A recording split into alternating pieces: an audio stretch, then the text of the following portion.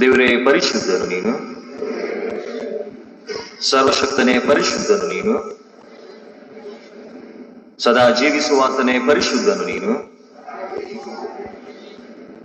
ಕರ್ತನೇ, ನಮ್ಮ ವಿಮೋಚಕನೇ, ನಮಗೋಸ್ಕರ ಶಿಲುಬೆಯನ್ನು ತಾಳಿದಾತನೇ, ನಮ್ಮನ್ನ ಕರುಣಿಸು.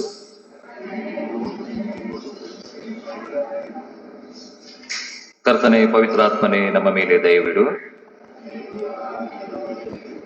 ಕರ್ತನೇ, ನಮ್ಮ ಪ್ರಾರ್ಥನೆಗಳನ್ನ ಸ್ತುತಿಗಳನ್ನ ಸ್ವೀಕರಿಸಿ ನಮ್ಮನ್ನ ಕರುಣಿಸು. ನಾವು ಕುಳಿತುಕೊಂಡು ಪ್ರಾರ್ಥನೆ ಮಾಡಿಕೊಳ್ಳೋಣ. ತಂದೆಯಾದ ದೇವರೇ, ನಿನಗೆ ಸ್ತೋತ್ರವಾಗಲಿ.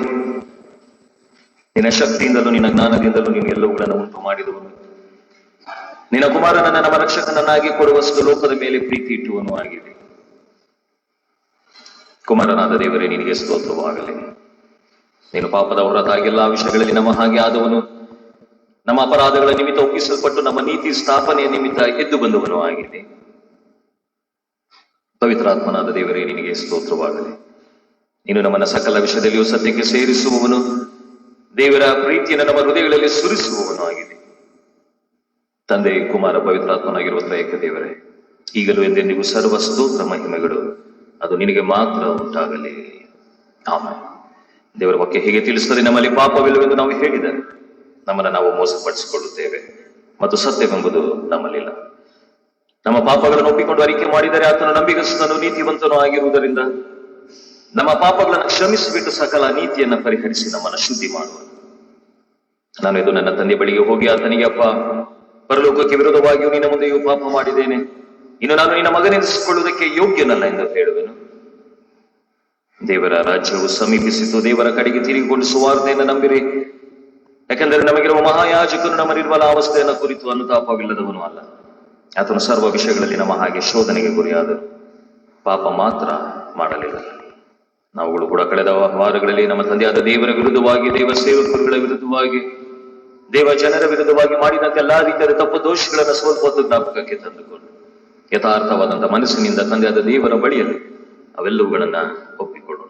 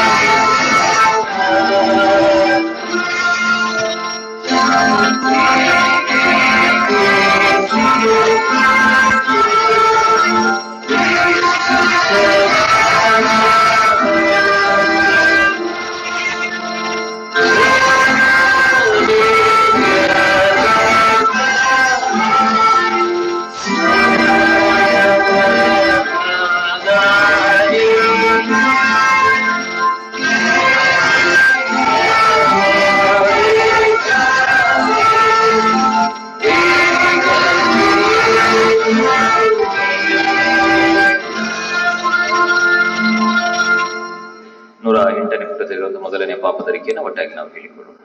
ಸರ್ವಶಕ್ತನಾದ ಅಧಿಕನಿಕರುಳ್ಳ ತಂದೆ, ನಾವು ತಪ್ಪಿಸಿಕೊಂಡ ಕುರಿಗಳಂತೆ ನಿನ್ನ ಮಾರ್ಗವನ್ನು ಬಿಟ್ಟು ತಿರುಗಾಡಿದ್ದೇವೆ. ಹೆಚ್ಚಾಗಿ ನಮ್ಮ ಇಷ್ಟಾನುಸಾರವೇ ನಡೆದಿದೆ. ನಿನ್ನ ಪವಿತ್ರ ಆಜ್ಞೆಗಳನ್ನು ಮೀರಿದ್ದೇವೆ. ಮಾಡತಕ್ಕದನ್ನ ಮಾಡದೆ ಮಾಡಬಾರದನ್ನ ಮಾಡಿದ್ದೇವೆ. ನಮ್ಮಲ್ಲಿ ಯಾವ ಸ್ವಸ್ಥತೆಯೂ ಇಲ್ಲ. ನೀನಾದರೂ ಕರ್ತನೆ, ನೀಚ ಪಾಪಿಗಳಾದ ನಮ್ಮನ್ನ ಕರುಣಿಸು. ತಮ್ಮ ತಪ್ಪುಗಳನ್ನು ಅರಿಕೆ ಮಾಡುವವರಿಗೆ ಕೃಪೆ ತೋರಿಸು. ನಮ್ಮ ಕರ್ತನಾದ ಕ್ರಿಸ್ತ ಯೇಸುವಿನಲ್ಲಿ ನಿನ್ನ ಮನುಷ್ಯರಿಗೆ ಮಾಡಿರುವ ವಾಗ್ದತ್ತಗಳ ಮೇರೆಗೆ ಪಶ್ಚಾತ್ತಾಪ ಪಡುವವರನ್ನ ಉದ್ಧರಿಸು.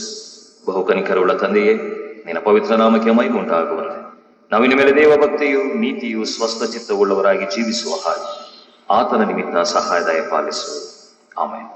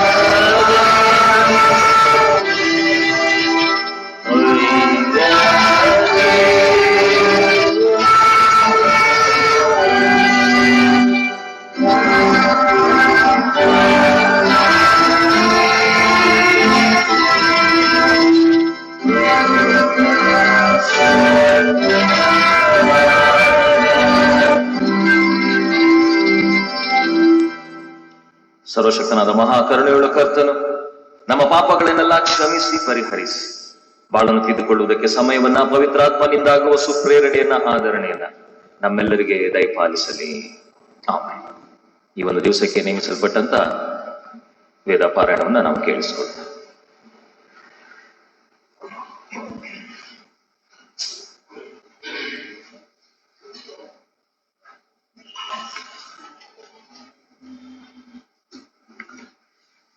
ಈ ವರ್ಷದ ಸುಗ್ಗಿ ಹಬ್ಬದ ಸ್ತೋತ್ರಾರ್ಪಣ ದಿನದ ಆರಾಧನೆಗಾಗಿ ಸತ್ಯವೇದ ಪಾರಾಯಣಕ್ಕಾಗಿ ಆರಿಸಿ ತೆಗೆದುಕೊಂಡ ಭಾಗವು ಹಳೆಯ ಒಡಂಬಡಿಕೆಯ ಮಲಾಕಿಯನ ಪುಸ್ತಕ ಅಧ್ಯಾಯ 3 ವಚನಗಳು 7ರಿಂದ 11ರಲ್ಲಿ ಬರೆಯಲ್ಪಟ್ಟಿದೆ.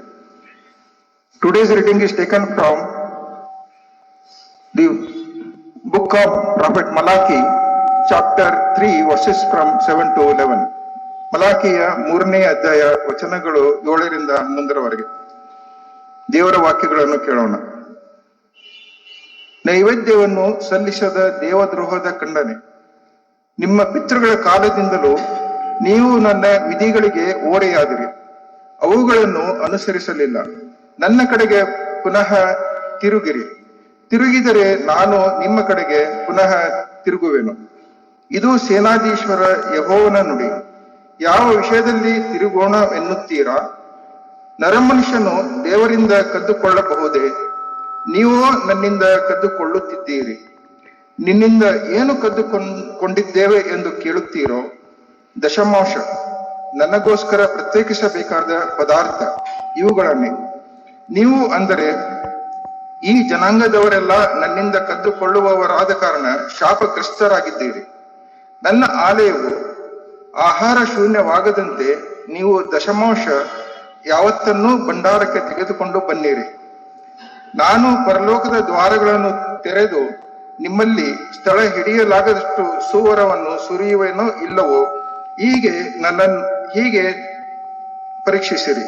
ಇದು ಸೇನಾಧೀಶ್ವರ ಯೆಹೋವನ ನುಡಿ. ನುಂಗುವ ಹುಳವನ್ನು ನಾನು ನಿಮಗಾಗಿ ತಡೆಯುವೆನು, ಅದು ನಿಮ್ಮ ಭೂಮಿಯ ಫಲವನ್ನು ನಾಶ ಮಾಡದು. ನಿಮ್ಮ ದ್ರಾಕ್ಷಿಯ ಹಣ್ಣು ತೋಟದಲ್ಲಿ ಉದುರಿ ಹೋಗದು. ಇದು ಸೇನಾಧೀಶ್ವರ ಯೆಹೋವನ ನುಡಿ ಎಂಬುದೇ. ದೇವರೇ ನಿನಗೆ ಸ್ತೋತ್ರವಾಗಲಿ.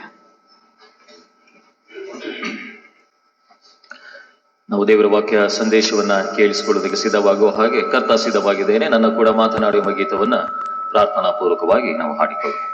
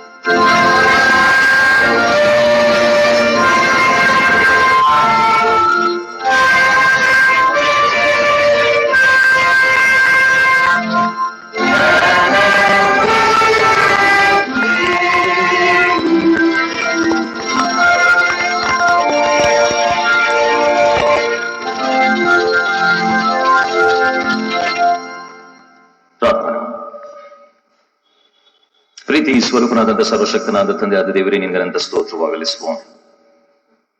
ಒಂದು ಸುಂದರವಾದಂಥ ಮುಂಜಾನೆಯ ಸಮಯದಲ್ಲಿ ನಿನ್ನ ಆಲಯದಲ್ಲಿ ಬಂದು ನಿನ್ನನ್ನು ಸ್ತುತಿಸುವಾಗಿ ನಿನ್ನನ್ನು ಕೊಂಡಾಡುವ ಹಾಗೆ ಕೊಟ್ಟಂತ ಕೃಪೆಗಾಗಿ ನಾವು ನಿನಗೆ ಕೃತಜ್ಞತೆಯನ್ನು ಸಲ್ಲಿಸುತ್ತೇವೆ.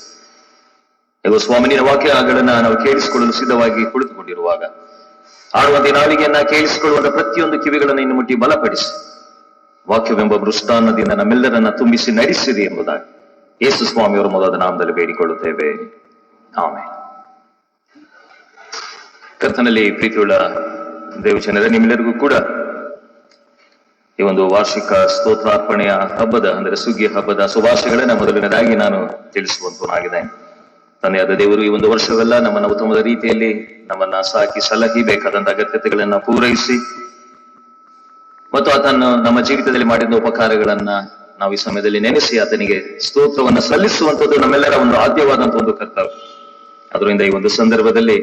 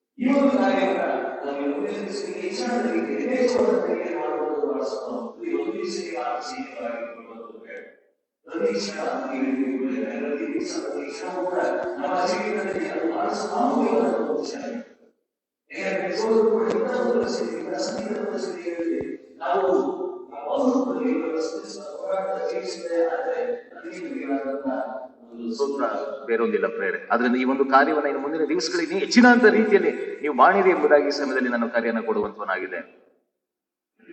ಮತ್ತು ಈ ಒಂದು ಆಚರಣೆ ನಾವು ಹಳೆ ಒಡಂಬಡಿಕೆಯಲ್ಲಿ ನಾವು ನೋಡುವಾಗ ಇದು ಬಹಳಷ್ಟು ಮುಂಚಿತವಾದಂತ ರೀತಿಯಲ್ಲಿ ಇದ್ದಂತ ಒಂದು ಆಚರಣೆ ಏನು ಎಂಬುದಾಗಿ ನೋಡುವಾಗ ನಾವು ಧರ್ಮೋಪದೇಶ ಕಂಡ ತೆಗೆಯೋಣ. ಧರ್ಮೋಪದೇಶ ಕಂಡ 26ನೇ ಅಧ್ಯಾಯವನ್ನು ನಾವು ತೆಗೆದಿಟ್ಟುಕೊಳ್ಳೋಣ. ಧರ್ಮೋಪದೇಶ ಕಂಡ 26ನೇ ಅಧ್ಯಾಯ ಕೆಲವು ವಚನಗಳು. 1ನೇ ವಚನದಿಂದ ಅಲ್ಲಿ ಹೀಗೆ ಬರೆಯಲ್ಪಟ್ಟಿದೆ: ನಿಮ್ಮ ದೇವರಾದ ಯೆಹೋವನು ನಿಮಗೆ ಸ್ವದೇಶವಾಗುವುದಕ್ಕೆ ಕೊಡುವ ದೇಶವನ್ನ ನೀವು ಸೇರಿ ಸ್ವಾಧೀನ ಮಾಡಿಕೊಂಡು ಅದರಲ್ಲಿ ವಾಸಿಸುವಾಗ ಆತನು ದಯಪಾಲಿಸಿದ ಹೊಲದ ಎಲ್ಲಾ ಬೆಳೆಗಳಲ್ಲಿಯೂ ನೀವು ಕೆಲಸದ ಪ್ರಥಮ ಫಲಗಳನ್ನ ಪುಟ್ಟಿಯಲ್ಲಿಟ್ಟು ನಿಮ್ಮ ದೇವರಾದ ಯೆಹೋವನು ತನ್ನ ಹೆಸರನ್ನ ಸ್ಥಾಪಿಸುವುದಕ್ಕೆ ಆದುಕೊಳ್ಳುವ ಸ್ಥಳಕ್ಕೆ ನೀವು ತೆಗೆದುಕೊಂಡು ಹೋಗಿ ಆ ಕಾಲದಲ್ಲಿ ಇರುವ ಮಹಾಯಾಜಕನಿಗೆ ಯೆಹೋವನು ನಮ್ಮ ಪಿತೃಗಳಿಗೆ ಪ್ರಮಾಣ ಮಾಡಿಕೊಟ್ಟ ದೇಶದಲ್ಲಿ ನಾವು ಸೇರಿದಂತಾಯಿತು. ನೀನು ನೇಮಿಸುವ ದೇವರಾದ ಯೆಹೋವನ ಸನ್ನಿಧಿಯಲ್ಲಿ ಈಗ ಒಪ್ಪಿಕೊಂಡಿದ್ದೇವೆ ಎಂದು ನೀವು ಹೇಳಬೇಕು. ಯಾಜಕನು ಆ ಪುಟ್ಟಿಯನ್ನ ನಿಮ್ಮ ಕೈಯಿಂದ ತೆಗೆದುಕೊಂಡು ನಿಮ್ಮ ದೇವರಾದ ಯೆಹೋವನ ಯಜ್ಞವೇದಿಯ ಮುಂದೆ ಇಟ್ಟಾಗ ನೀವು ದೇವರಾದ ಯೆಹೋವನ ಸನ್ನಿಧಿಯಲ್ಲಿ ನೀವು ಆತನನ್ನ ಕೊಂಡಾಡುವಂಥದ್ದು ಎಂಬುದಾಗಿ. ಅಂದರೆ ದೇವರು ನಿಮ್ಮ ಜೀವಿತದಲ್ಲಿ ಮಾಡಿದಂತದೆಲ್ಲ ಅಂದ್ರೆ ವಿಶೇಷವಾಗಿ ಆಗಿನ ಪರಿಸ್ಥಿತಿಗಳನ್ನ ನಾವು ನೋಡುವಾಗ ಹೆಚ್ಚಿನ ಅಂಶ ಅಲ್ಲಿ ಯಾರು ಬಿಸ್ನೆಸ್ ಮಾಡ್ತಾ ಇರಲಿಲ್ಲ. ಹೆಚ್ಚಿನ ಅಂಶ ಎಲ್ಲರೂ ಕೂಡ ವ್ಯವಸಾಯ ಮಾಡುವಂತ ಜನರಾಗಿದ್ದರು. ಹಳೆ ಒಡಂಬಡಿಕೆ ಕಾಲಗಳಲ್ಲಿ ನಾವು ನೋಡುವಾಗ ಅದರಿಂದ ಕೊಡಲ್ಪಟ್ಟಂತ ಆ ಒಂದು ಭೂಮಿಯಲ್ಲಿ ಉತ್ತಮವಾದ ರೀತಿಯಲ್ಲಿ ಬೆಳೆಗಳನ್ನ ಬೆಳೆದು ಅದನ್ನ ಕೊಯ್ದು ಅದನ್ನ ಆಹಾರವನ್ನ ಸ್ವೀಕಾರ ಮಾಡುವಂತದ್ದು. ಹೀಗಿರುವಾಗ ಇಂತಹ ಸಂದರ್ಭಗಳಲ್ಲಿ ಕೊಡಲ್ಪಟ್ಟಂತ ವಿಶೇಷವಾದಂತ ಯೋಚನೆ ಏನು ಎಂಬುದಾಗಿ ನೋಡುವಾಗ ನೀವು ಕೆಲವು ಪ್ರಥಮ ಫಲಗಳನ್ನ ಪುಟ್ಟಿಯಲ್ಲಿ ಇಟ್ಕೊಂಡು ನಿಮ್ಮ ದೇವರಾದ ಯೆಹೋವನಿಗೆ ನೀವು ಅದನ್ನ ನೀವು ಸಲ್ಲಿಸುವಂತದ್ದು ಬಹಳಷ್ಟು ಪ್ರಾಮುಖ್ಯ ಎಂಬುದಾಗಿ.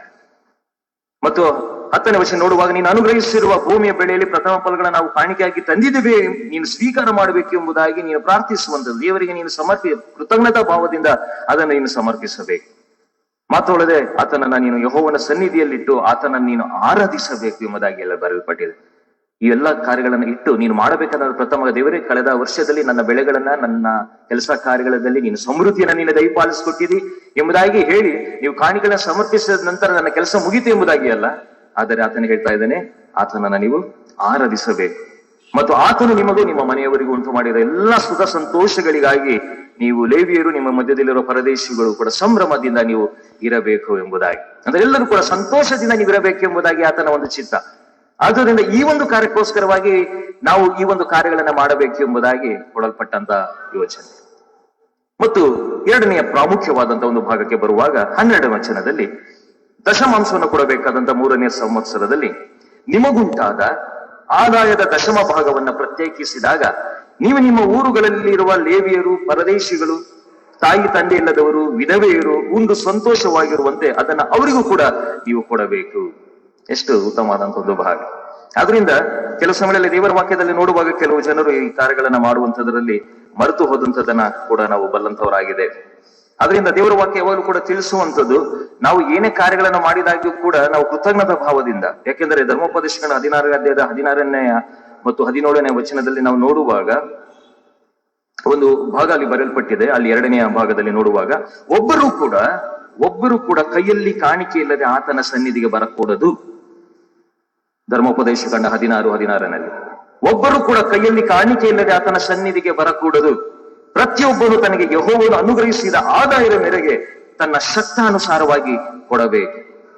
ದೇವರು ಕೊಡಲ್ಪಟ್ಟಂತ ಆದಾಯದ ಮೇರೆಗೆ ಅದು ಶಕ್ತಾನುಸಾರವಾಗಿ ನೀವು ದೇವರಿಗೆ ಸಮರ್ಪಿಸಬೇಕು. ಒಬ್ಬರು ಕೂಡ ಕಾಣಿಕೆ ಇಲ್ಲದೆ ಆತನ ಸನ್ನಿಧಿಗೆ ಬರಕೂಡದು ಎಂಬುದಾಗಿ. ಇದನ್ನ ನಾವು ಜ್ಞಾಪಕದಲ್ಲಿ ಇಟ್ಟುಕೊಳ್ಳೋಣ. ಇದನ್ನ ನಾವು ಚಿಕ್ಕ ವಯಸ್ಸಿನಲ್ಲೇ ನಮ್ಮ ತಂದೆ ತಾಯಿಗಳು, ತಾತಾಜಿದ್ರು ನಮಗೆ ಕಲಿಸ್ಕೊಟ್ಟಿದಾರಲ್ಲ. ಏನಾದ್ರೆ ಮನೆಗೆ ಆಲಯಕ್ಕೆ ಹೋಗೋದಕ್ಕಿಂತ ಮುಂಚಿತವಾಗಿ ಅದು 10 ಪೈಸೆ ಇರ್ಬೋದು, ಅಥವಾ 1 ರೂಪಾಯಿ ಇರ್ಬೋದು, 10 ರೂಪಾಯಿ ಇರ್ಬೋದು, ಅಥವಾ 100 ರೂಪಾಯಿ ಇರ್ಬೋದು. ಆ ಸಂದರ್ಭದಲ್ಲಿ ನಾವೇನ್ ಮಾಡಿದ್ರು, ನಾವು ಹೋಗುವಾಗ ನಮ್ಮ ಕೈಗಳಲ್ಲಿ ಕಾಣಿಕೆಗಳನ್ನ ಕೊಟ್ಟು ನೀವು ಕಾಣಿಕೆ ಎತ್ತುವ ಸಂದರ್ಭದಲ್ಲಿ ನೀವನ್ನ ಹಾಕಿರಿ ಎಂಬುದಾಗಿ. ಯಾಕೆ ಆ ಒಂದು ಕಾರ್ಯಗಳನ್ನ ನಮ್ಮ ಪಿತ್ರಾರ್ಜಿತರು ಮಾಡ್ತಿದ್ರು ಎಂಬುದಾಗಿ ನೋಡುವಾಗ ದೇವರ ವಾಕ್ಯದಲ್ಲಿ ಕೊಡಲ್ಪಟ್ಟಂತ ಒಂದು ಆಶೆ. ಯಾಕಂದ್ರೆ ತಂದೆಯಾದ ದೇವರು ಅದನ್ನು ಹೇಳಿದ್ದಾನೆ, ಯಾರು ಕೂಡ ನೀವು ಕಾಣಿಕೆ ಇಲ್ಲದೆ ನೀವು ದೇವರ ಸನ್ನಿಧಿಗೆ ನೀವು ಬರುವ ಹಾಗೇ ಇಲ್ಲ.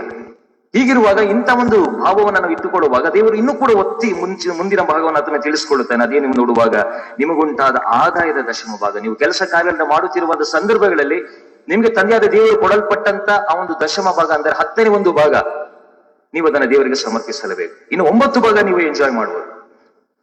ಇನ್ನು 9 ಭಾಗ ನಿಮ್ಗೆ ಎಂಜಾಯ್ ಮಾಡೋದಕ್ಕೋಸ್ಕರವಾಗಿ ತಂದೆಯಾದ ದೇವರು ಕೊಡಲ್ಪಟ್ಟಿದ್ದಾನೆ. ಆದರೆ ಆ ಒಂದು ಭಾಗ, ಮೊದಲನೇ ಒಂದು ಭಾಗ ಮಾತ್ರ ತಂದೆಯಾದ ದೇವರು ಕೇಳ್ತಾ ಇದ್ದಾನೆ ದಶಮದಲ್ಲಿ. ಆದರೆ ಕರ್ತನಲ್ಲಿ ಪ್ರೀತಿಯುಳ್ಳ ದೇವಜನರು, ಈ ಒಂದು ಕಾರ್ಯವನ್ನು ಎಷ್ಟೋ ಜನರು ಮಾಡದೇ ಇರುವಂತಹ ಕಾರ್ಯಗಳನ್ನ ನಾನು ಗಮನಿಸಿದೆ. ನಮ್ಮ ಸಭೆಗಳಲ್ಲೂ ಕೂಡ ಕಾಣಿಕೆಗಳನ್ನ, ಲಕೋಟೆಗಳನ್ನ ನೋಡುವಾಗ ನಾವು ದಶಮಾಂಶ ಕಾಣಿಕೆ ಎಂಬುದಾಗಿ ಒಂದು ಲಕೋಟೆನ ರೆಡಿ ಮಾಡಿ ಇಟ್ಟಿದ್ದೇವೆ.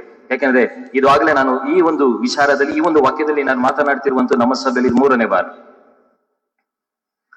ಕಳೆದ 2 ವರ್ಷದಲ್ಲಿ ಮಾಡಿದಂತ ಆ ಒಂದು ವಾಕ್ಯ ಸಂದೇಶವನ್ನು ಹೇಳುವಾಗ ನನಗನ್ನಿಸ್ತಾ ಇತ್ತು, ದೇವಜನರು ವಾಕ್ಯ ಸಂದೇಶವನ್ನ ಕೇಳಿಕೊಂಡಿದ್ದಾರೆ, ಅದರಿಂದ ಒಂದು 2,000 ಅಥವಾ ಒಂದು 5,000 ಕವರ್ಸ್ಗಳನ್ನ ಪ್ರಿಂಟ್ ಮಾಡಿ ಸರ್ ಅಂತ ನಾನು ಹೇಳ್ತಾ ಇದ್ದೇವೆ. ಯಾಕಂದ್ರೆ ಜಾಸ್ತಿ ಜನ ಬಂದು ಅದನ್ನ ಕಲೆಕ್ಟ್ ಮಾಡಿ ವಾಕ್ಯ ಕೇಳಿಸ್ಕೊಂಡಿದ್ದಾರೆ. ಅದರಿಂದ ವಾಕ್ಯ ಕೇಳಿಸ್ಕೊಂಡಾದ್ಮೇಲೆ ಜಾಸ್ತಿ ಜನ ದಶಮ ಭಾಗವನ್ನ ಹಾಕ್ತಾರೆ ಎಂಬುದಾಗಿ. ಆದ್ರೆ 2,000 ಕವರ್ಸ್ಗಳಲ್ಲಿ ಬರೀ 100-150 ಕವರ್ಸ್ ಮಾತ್ರ ಹೋಗಿದೆ ಆಚೆ. ಮಿಕ್ಕಿದ್ದು 1,900 ಕವರ್ಗಳು ಇನ್ನೂ ಕೂಡ ಇದೆ. ಯಾಕೆ ಎಂಬುದಾಗಿ ನೋಡುವಾಗ ನಾವು ಆ ಕೆಲಸ ಕಾರ್ಯಗಳನ್ನ ಸರಿಯಾದ ರೀತಿಯಲ್ಲಿ ಮಾಡಿ ಕಾಣಿಕೆ ಹಾಕ್ತಾ ಇದೀವಿ. ನಿಜ, ಕಾಣಿಕೆ ಹಾಕ್ತಿಲ್ಲ ಎಂಬುದಾಗಿ ನಾನು ಹೇಳೋದಿಲ್ಲ. ಆದರೆ ನಿಮ್ಮ ಒಂದು ವರ್ಷ ತಂದೆಯಾದ ದೇವರು ತಿಂಗಳಿಗೆ ಕೆಲವರು ಸಂಬಳ ಇರ್ತದೆ, ವಾರದಲ್ಲಿ ಕೆಲವರಿಗೆ ಸಂಬಳ ಇರ್ತದೆ.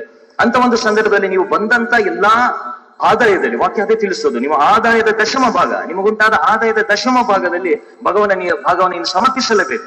10ನೇ 1 ಭಾಗ, ಅದು ಎಷ್ಟೇ ಇರಲಿ, 100 ರೂಪಾಯಿ ಆದ್ರೂ ಕೂಡ ನೀನು ಸಲ್ಲಿಸಬೇಕು, ಅದು 500 ಆದ್ರೂ ಕೂಡ ನೀನು ಸಲ್ಲಿಸಬೇಕು, ಅದು 1000 ಅಥವಾ 1,00,000 ಆದ್ರೂ ಕೂಡ ನೀನು ಸಲ್ಲಿಸಲೇಬೇಕು.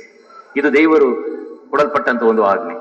ಈ ಒಂದು ಕಾರ್ಯವನ್ನು ನೀವು ಮಾಡಬೇಕು ಎಂಬುದಾಗಿ. ಯಾಕೆ ಎಂಬುದಾಗಿ ಹಲವಾರು ಜನ ಹೇಳ್ತಾರೆ, ಅಯ್ಯೋ ನನ್ನ ಕಷ್ಟಗಳನ್ನ ದೇವರು ನೋಡಿದ್ದಾನೆ ಬಿಡು, ಅದರಿಂದ ಈ ರೀತಿಯಾಗಿ ಸಮರ್ಪಿಸಲು ಸಾಧ್ಯವಿಲ್ಲ ಎಂಬುದಾಗಿ. ಯಾಕಂದ್ರೆ ಈ ಸಮಯದಲ್ಲಿ ವಿಶೇಷವಾಗಿ ಲಾಕ್ಡೌನ್ ಸಂದರ್ಭಗಳಲ್ಲಿ ಎಷ್ಟೋ ಜನರಿಗೆ ಬಿಸ್ನೆಸ್ ಸರಿಯಾಗಿ ಆಗ್ಲಿಲ್ಲ, ಸರಿಯಾದ ರೀತಿಯಲ್ಲಿ ಕೆಲಸ ಕಾರ್ಯಗಳನ್ನ ಮಾಡಲಿಕ್ಕೆ ಆಗ್ಲಿಲ್ಲ. ಆದ್ರಿಂದ ಅವ್ರು ಹೇಳ್ತಾರೆ, ದೇವ್ರಿಗೆ ನಮಗೂ ನಮ್ಮ ಕಷ್ಟ ಗೊತ್ತಲ್ಲ, ದೇವ್ರು ನಮ್ಮನ್ನ ನೋಡ್ತಾ ಇದ್ದಾನಲ್ಲ, ಆದ್ರಿಂದ ಇಂಥ ಒಂದು ಕಷ್ಟದ ಪರಿಸ್ಥಿತಿಯಲ್ಲಿ ದೇವರಿಗೆ ಸಮರ್ಪಿಸಲು ಹೇಗೆ ಸಾಧ್ಯ ಎಂಬುದಾಗಿ ಕೆಲವು ಸಮಯಗಳಲ್ಲಿ ತಪ್ಪಿಸಿಕೊಳ್ಳುವಂತ ಉತ್ತರಗಳನ್ನ ಜನರು ಕೊಡುವಂತದನ್ನ ನಾವು ನೋಡುವಂತವರಾಗಿದ್ದೇವೆ. ಕರ್ತನಲ್ಲಿ ಪ್ರೀತಿಯುಳ್ಳ ದೇವಜನ, ಇದು ಯಾವುದಕ್ಕೂ ಕೂಡ ದೇವರ ಮುಂದೆ ಎಕ್ಸ್ಕ್ಯೂಸ್ ಇಲ್ಲ. ಈ ಕಾರ್ಯಗಳಿಗೆ ಯಾವುದಕ್ಕೂ ಕೂಡ ಎಕ್ಸ್ಕ್ಯೂಸ್ ಇಲ್ಲ. ಯಾಕೆಂದ್ರೆ ದೇವರು ನಮ್ಮನ್ನ ಉಳಿಸಿರುವಂತದಕ್ಕೆ ನಾವು ಎಷ್ಟು ಕೋಟಿ ಕೊಟ್ಟರೂ ಕೂಡ ಸಾಲದು ಪ್ರೇರಣೆ. ಹಾಗಿರುವಾಗ ನೀವು ದೇವರ ಮುಂದೆ ಚೌಕಾಸಿ ಮಾಡುವಂಥದ್ದು, ದೇವರ ಮುಂದೆ ನೆಗೋಷಿಯೇಟ್ ಮಾಡುವಂತ ಕಾರ್ಯಗಳನ್ನ ದಯವಿಟ್ಟು ಇಟ್ಕೊಳ್ಬೇಡಿ. ದೇವರು ಆಜ್ಞೆ ಕೊಟ್ಟಿದ್ದಾನೆ, ಆ ಆಜ್ಞೆನ ನೀವು ಪಾಲಿಸಿ ನಡೆದರೆ ನಿಮ್ಮ ಕುಟುಂಬದಲ್ಲಿ ನೆಮ್ಮದಿ, ಶಾಂತಿ, ಸಮಾಧಾನ ಇರ್ತದೆ. ಇಲ್ಲವಂದರೆ ಆ ನೆಮ್ಮದಿ, ಶಾಂತಿ, ಸಮಾಧಾನ ನೀವು ಕಳ್ಕೊಳ್ತೀರಿ. ಈ ಒಂದು ಕಾರ್ಯವನ್ನ ಯಾವಾಗಲೂ ಕೂಡ ಮನದಟ್ಟು ಮಾಡಿಕೊಂಡು ದಯವಿಟ್ಟು ಈ ಲೋಕದಲ್ಲಿ ಜೀವನ ಮಾಡುವಂತದನ್ನ ಕಲಿಯೋಣ.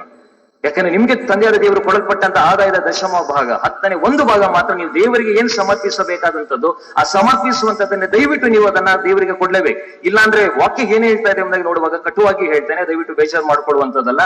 ವಾಕ್ಯ ಇರುವಂತದ್ದೇ ಹಾಗೆ, ವಾಕ್ಯ ಇರುವಂತದ್ದೇ ಹಾಗೆ. ಅದೇನು ಎಂಬುದಾಗಿ ನೋಡುವಾಗ ಈಗ ತಾನು ಓದಲ್ಪಟ್ಟಂತ ಮಲಕಿಯ ಒಂದು ಪುಸ್ತಕವನ್ನು ತೆಗೆದುಕೊಳ್ಳೋಣ. ಮಲಕಿಯ ಪ್ರವಾದನೆಯ ಗ್ರಂಥ 3ನೇ ಅಧ್ಯಾಯ 7ನೇ ವಚನದಿಂದ ನಾವು ನೋಡಿಕೊಳ್ಳೋಣ. ಮಲಕಿಯ ಪ್ರವಾದನ, ಎಲ್ಲರೂ ಕೂಡ ಇದು ತೆಗೆಯಿರಿ ದಯವಿಟ್ಟು.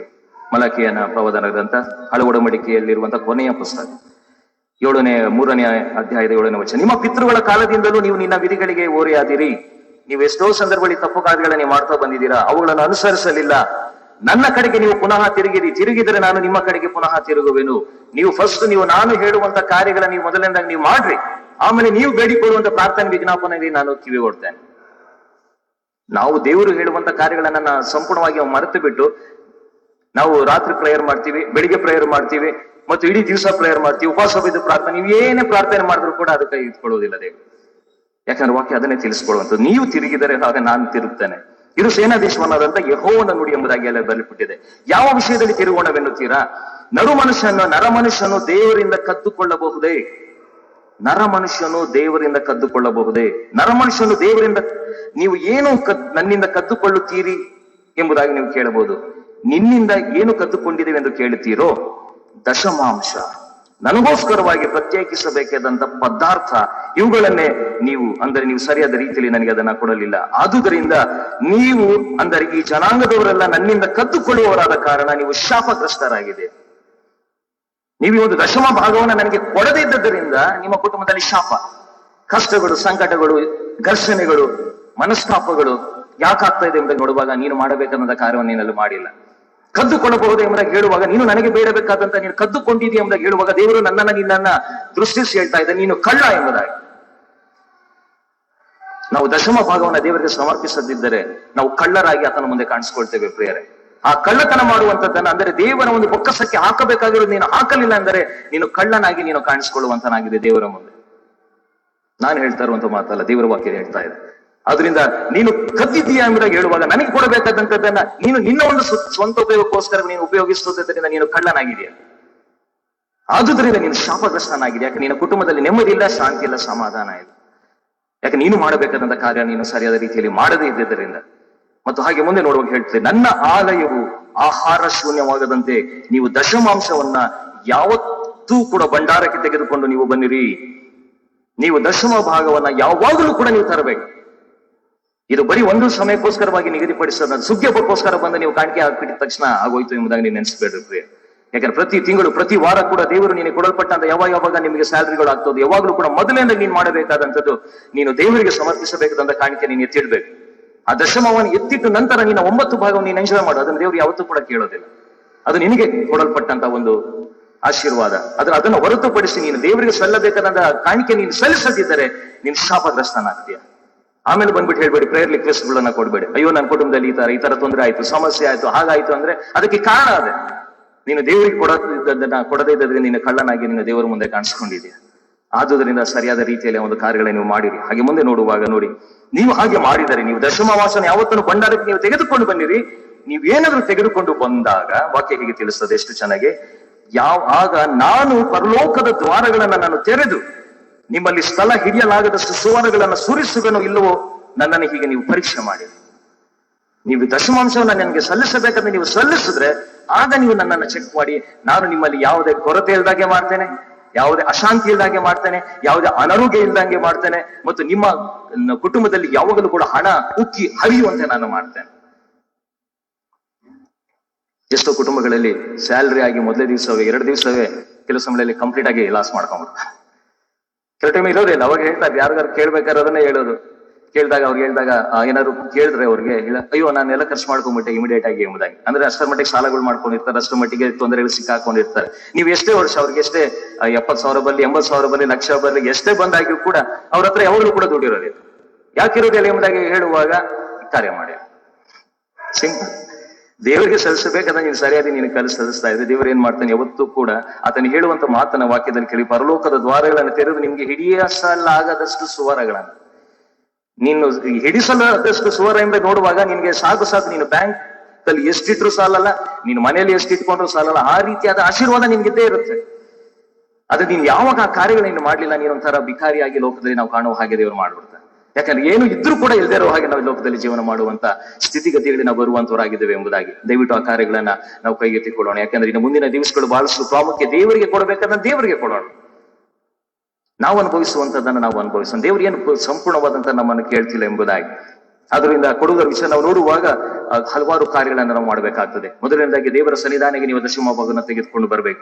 ಅದಾದ ನಂತರ ಕೆಲವು ಆ ಭಾಗದಲ್ಲಿ ಏನೇನು ಮಾಡ್ಬೇಕೆಂಬುದಾಗಿ ಹೇಳುವಾಗ ಅದೇ ಧರ್ಮೋಪದೇಶಕನ ಈಗ ತಾನೇ ಓದಲ್ಪಟ್ಟಂತ ಭಾಗ 26ನೇ ಅಧ್ಯಾಯದ 12ನೇ ವಚನ ನೋಡುವಾಗ, ನೀವು ಯಾರಿಗೆ ಕೊಡ್ಬೇಕು ಆ ಕೆಲವು ಭಾಗಗಳನ್ನ ಎಂಬುದಾಗಿ ನೋಡುವಾಗ, ನೀವು ಊರುಗಳಲ್ಲಿರುವ ಲೇವಿಯರಿಗೆ, ಪರದೇಶಿಗಳಿಗೆ, ತಾಯಿ ತಂದೆ ಇಲ್ಲದವರು, ವಿಧವೆಯರಿಗೆ ಒಂದು ಸಂತೋಷವಾಗಿರುವಂತೆ ಅವರಿಗೆ ನೀನು ಕೊಡಬೇಕಲ್ಲ.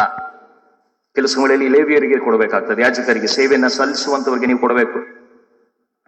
ಪರದೇಶಿಗಳು, ಏನು ಇಲ್ಲದೆ ಇರುವಂತಹ ವ್ಯಕ್ತಿಗಳು, ಯಾವುದೇ ದೇಶದಲ್ಲಿ ನಿವಾಸಗಳು ಇಲ್ಲದೆ ಇರುವಂತಹ ಸ್ಥಳದಲ್ಲಿ ಇರುವಂತವರು, ತಾಯಿ ತಂದೆ ಇಲ್ಲದವರು, ಅನಾಥರು, ತಂದೆ ತಾಯಿಗಳಿಲ್ಲದೆ ಇರುವಂತ ಜನರೊಂದಿಗೆ, ಮತ್ತು ವಿಧವೆಯರು, ಅವರೆಲ್ಲರೂ ಕೂಡ ಸಂತೋಷವಾಗಿರುವ ಹಾಗೆ ನೀವು ಅದನ್ನ ಕೊಡಿರಿ. ಅವರಿಗೆ ಕೊಟ್ಟು ಅವ್ರು ಯಾವಾಗಲೂ ಕೂಡ ನೆಮ್ಮದಿಯಾಗಿ ಲೋಕದಲ್ಲಿ ಜೀವನ ಮಾಡುವುದಕ್ಕೆ ನೀವು ಅದನ್ನ ಮಾಡಬೇಕು ಎಂಬುದಾಗಿ. ಜ್ಞಾನೋಕ್ತಿಗಳ ಪುಸ್ತಕ 19ನೇ ಅಧ್ಯಾಯದ 17ನೇ ವಚನದಲ್ಲಿ ನೋಡುವಾಗ, ಬಡವರಿಗೆ ದಯೆ ತೋರಿಸುವವನು ಆತನು ಯೆಹೋವನಿಗೆ ಸಾಲ ಕೊಡುವನು. ಬಡವರಿಗೆ ದಯೆ ತೋರಿಸುವಂತ, ನೀವು ಬಡವರು ಬಲ್ಲಿದರು ಎಂಬುದಾಗಿ ಹೇಳುವಾಗ ಅಂತ ಜನರಿಗೆ ನೀವು ದಯೆ ತೋರಿಸುವಾಗ, ನೀನು ಆ ದಯೆ ತೋರಿಸುವಾಗಲೇ ನೀನು ದೇವರಿಗೆ ಸಾಲ ಕೊಟ್ಟ ಹಾಕ್ತದೆ. ಆ ಉಪಕಾರಕ್ಕೆ ಯೆಹೋವನು ಪ್ರತ್ಯುಪಕಾರವನ್ನ ಮಾಡುವನು. ಆ ಉಪಕಾರಕ್ಕೆ ಯೆಹೋವನೇನಂತೆ ಪ್ರತ್ಯುಪಕಾರವನ್ನ ಮಾಡುವನು. ನೀನು ಬಡವನು ಬಲ್ಲಿದ ನಿಮ್ಮದಾಗಿ ಯಾರೋ ಒಬ್ಬ ಬಂದು ಭಿಕ್ಷುಕಗಾರನು ಅಥವಾ ಯಾರೋ ನನಗೆ ಹಣ ಇಲ್ಲ ಹಾಗಿಲ್ಲ ಎಂಬುದಾಗಿ ಯಾರಾದ್ರೂ ಹೇಳಿದಾಗ ನೀನು ಆತನಿಗೆ ನೀನು ಕೊಡ್ಬೇಕಂತ. ನೀನ್ ಇದರಲ್ಲಿ ನೀನು ಕೊಡುವಾಗ, ನೀನು ಕೊಟ್ಟ ತಕ್ಷಣ ಏನಾಗುತ್ತೆ ಗೊತ್ತಾ, ನೀನು ಆ ದೇವರಿಗೆ ನೀನು ಸಾಲ ಕೊಟ್ಟ ಹಾಗೆ ಆಗ್ತದೆ. ಎಷ್ಟು ತಂದೆಯಾದ ದೇವರು ಹೇಳುವಂತದ್ದು ಮಾತು. ದೇವರಿಗೆ ನೀನು ಸಾಲ ಕೊಟ್ಟ ಆಗ್ತದೆ. ನಾವ್ ಇವತ್ತಾದ್ರೂ ದೇವ್ರು ಸಾಲ ಕೊಡಕ್ಕಾಗುತ್ತೆ? ಅಕ್ಕಪಕ್ಕದಲ್ಲಿರುವಂತ ಜನರಿಗೆ ನಾವು ಸಾಲ ಕೊಡಲ್ಲ. ಒಂದು 1,000 ರೂಪಾಯಿ ಕೊಡಪ್ಪ, ನಾನು ಆಮೇಲೆ ಕೊಡ್ತೀನಿ ಅಂದ್ರೆ ಇಲ್ಲ ಅಂತೇವೆ. ಅರೆ ದೇವರಿಗೆ ನಾವು ಸಾಲ ಕೊಡ್ಬೋದು.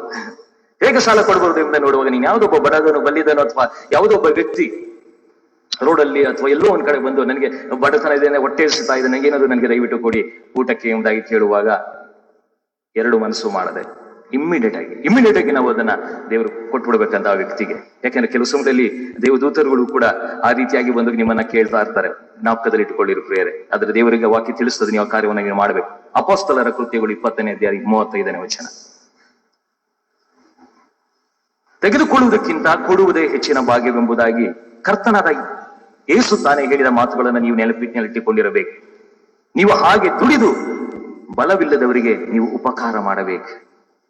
ನೋಡಿ, ಇದು ಬಹಳಷ್ಟು ಪ್ರಾಮುಖ್ಯ. ತೆಗೆದುಕೊಳ್ಳುವುದಕ್ಕಿಂತ ನೀವು ಕೊಡುವಂತಂತೆ ಹೆಚ್ಚಿನ ಭಾಗ್ಯವೆಂಬುದಾಗಿ ಯೇಸು ಸ್ವಾಮಿ ಹೇಳಿದಂತ ನೀವು ಕೇಳಿಸ್ಕೊಂಡಿದ್ದೀರಲ್ಲ.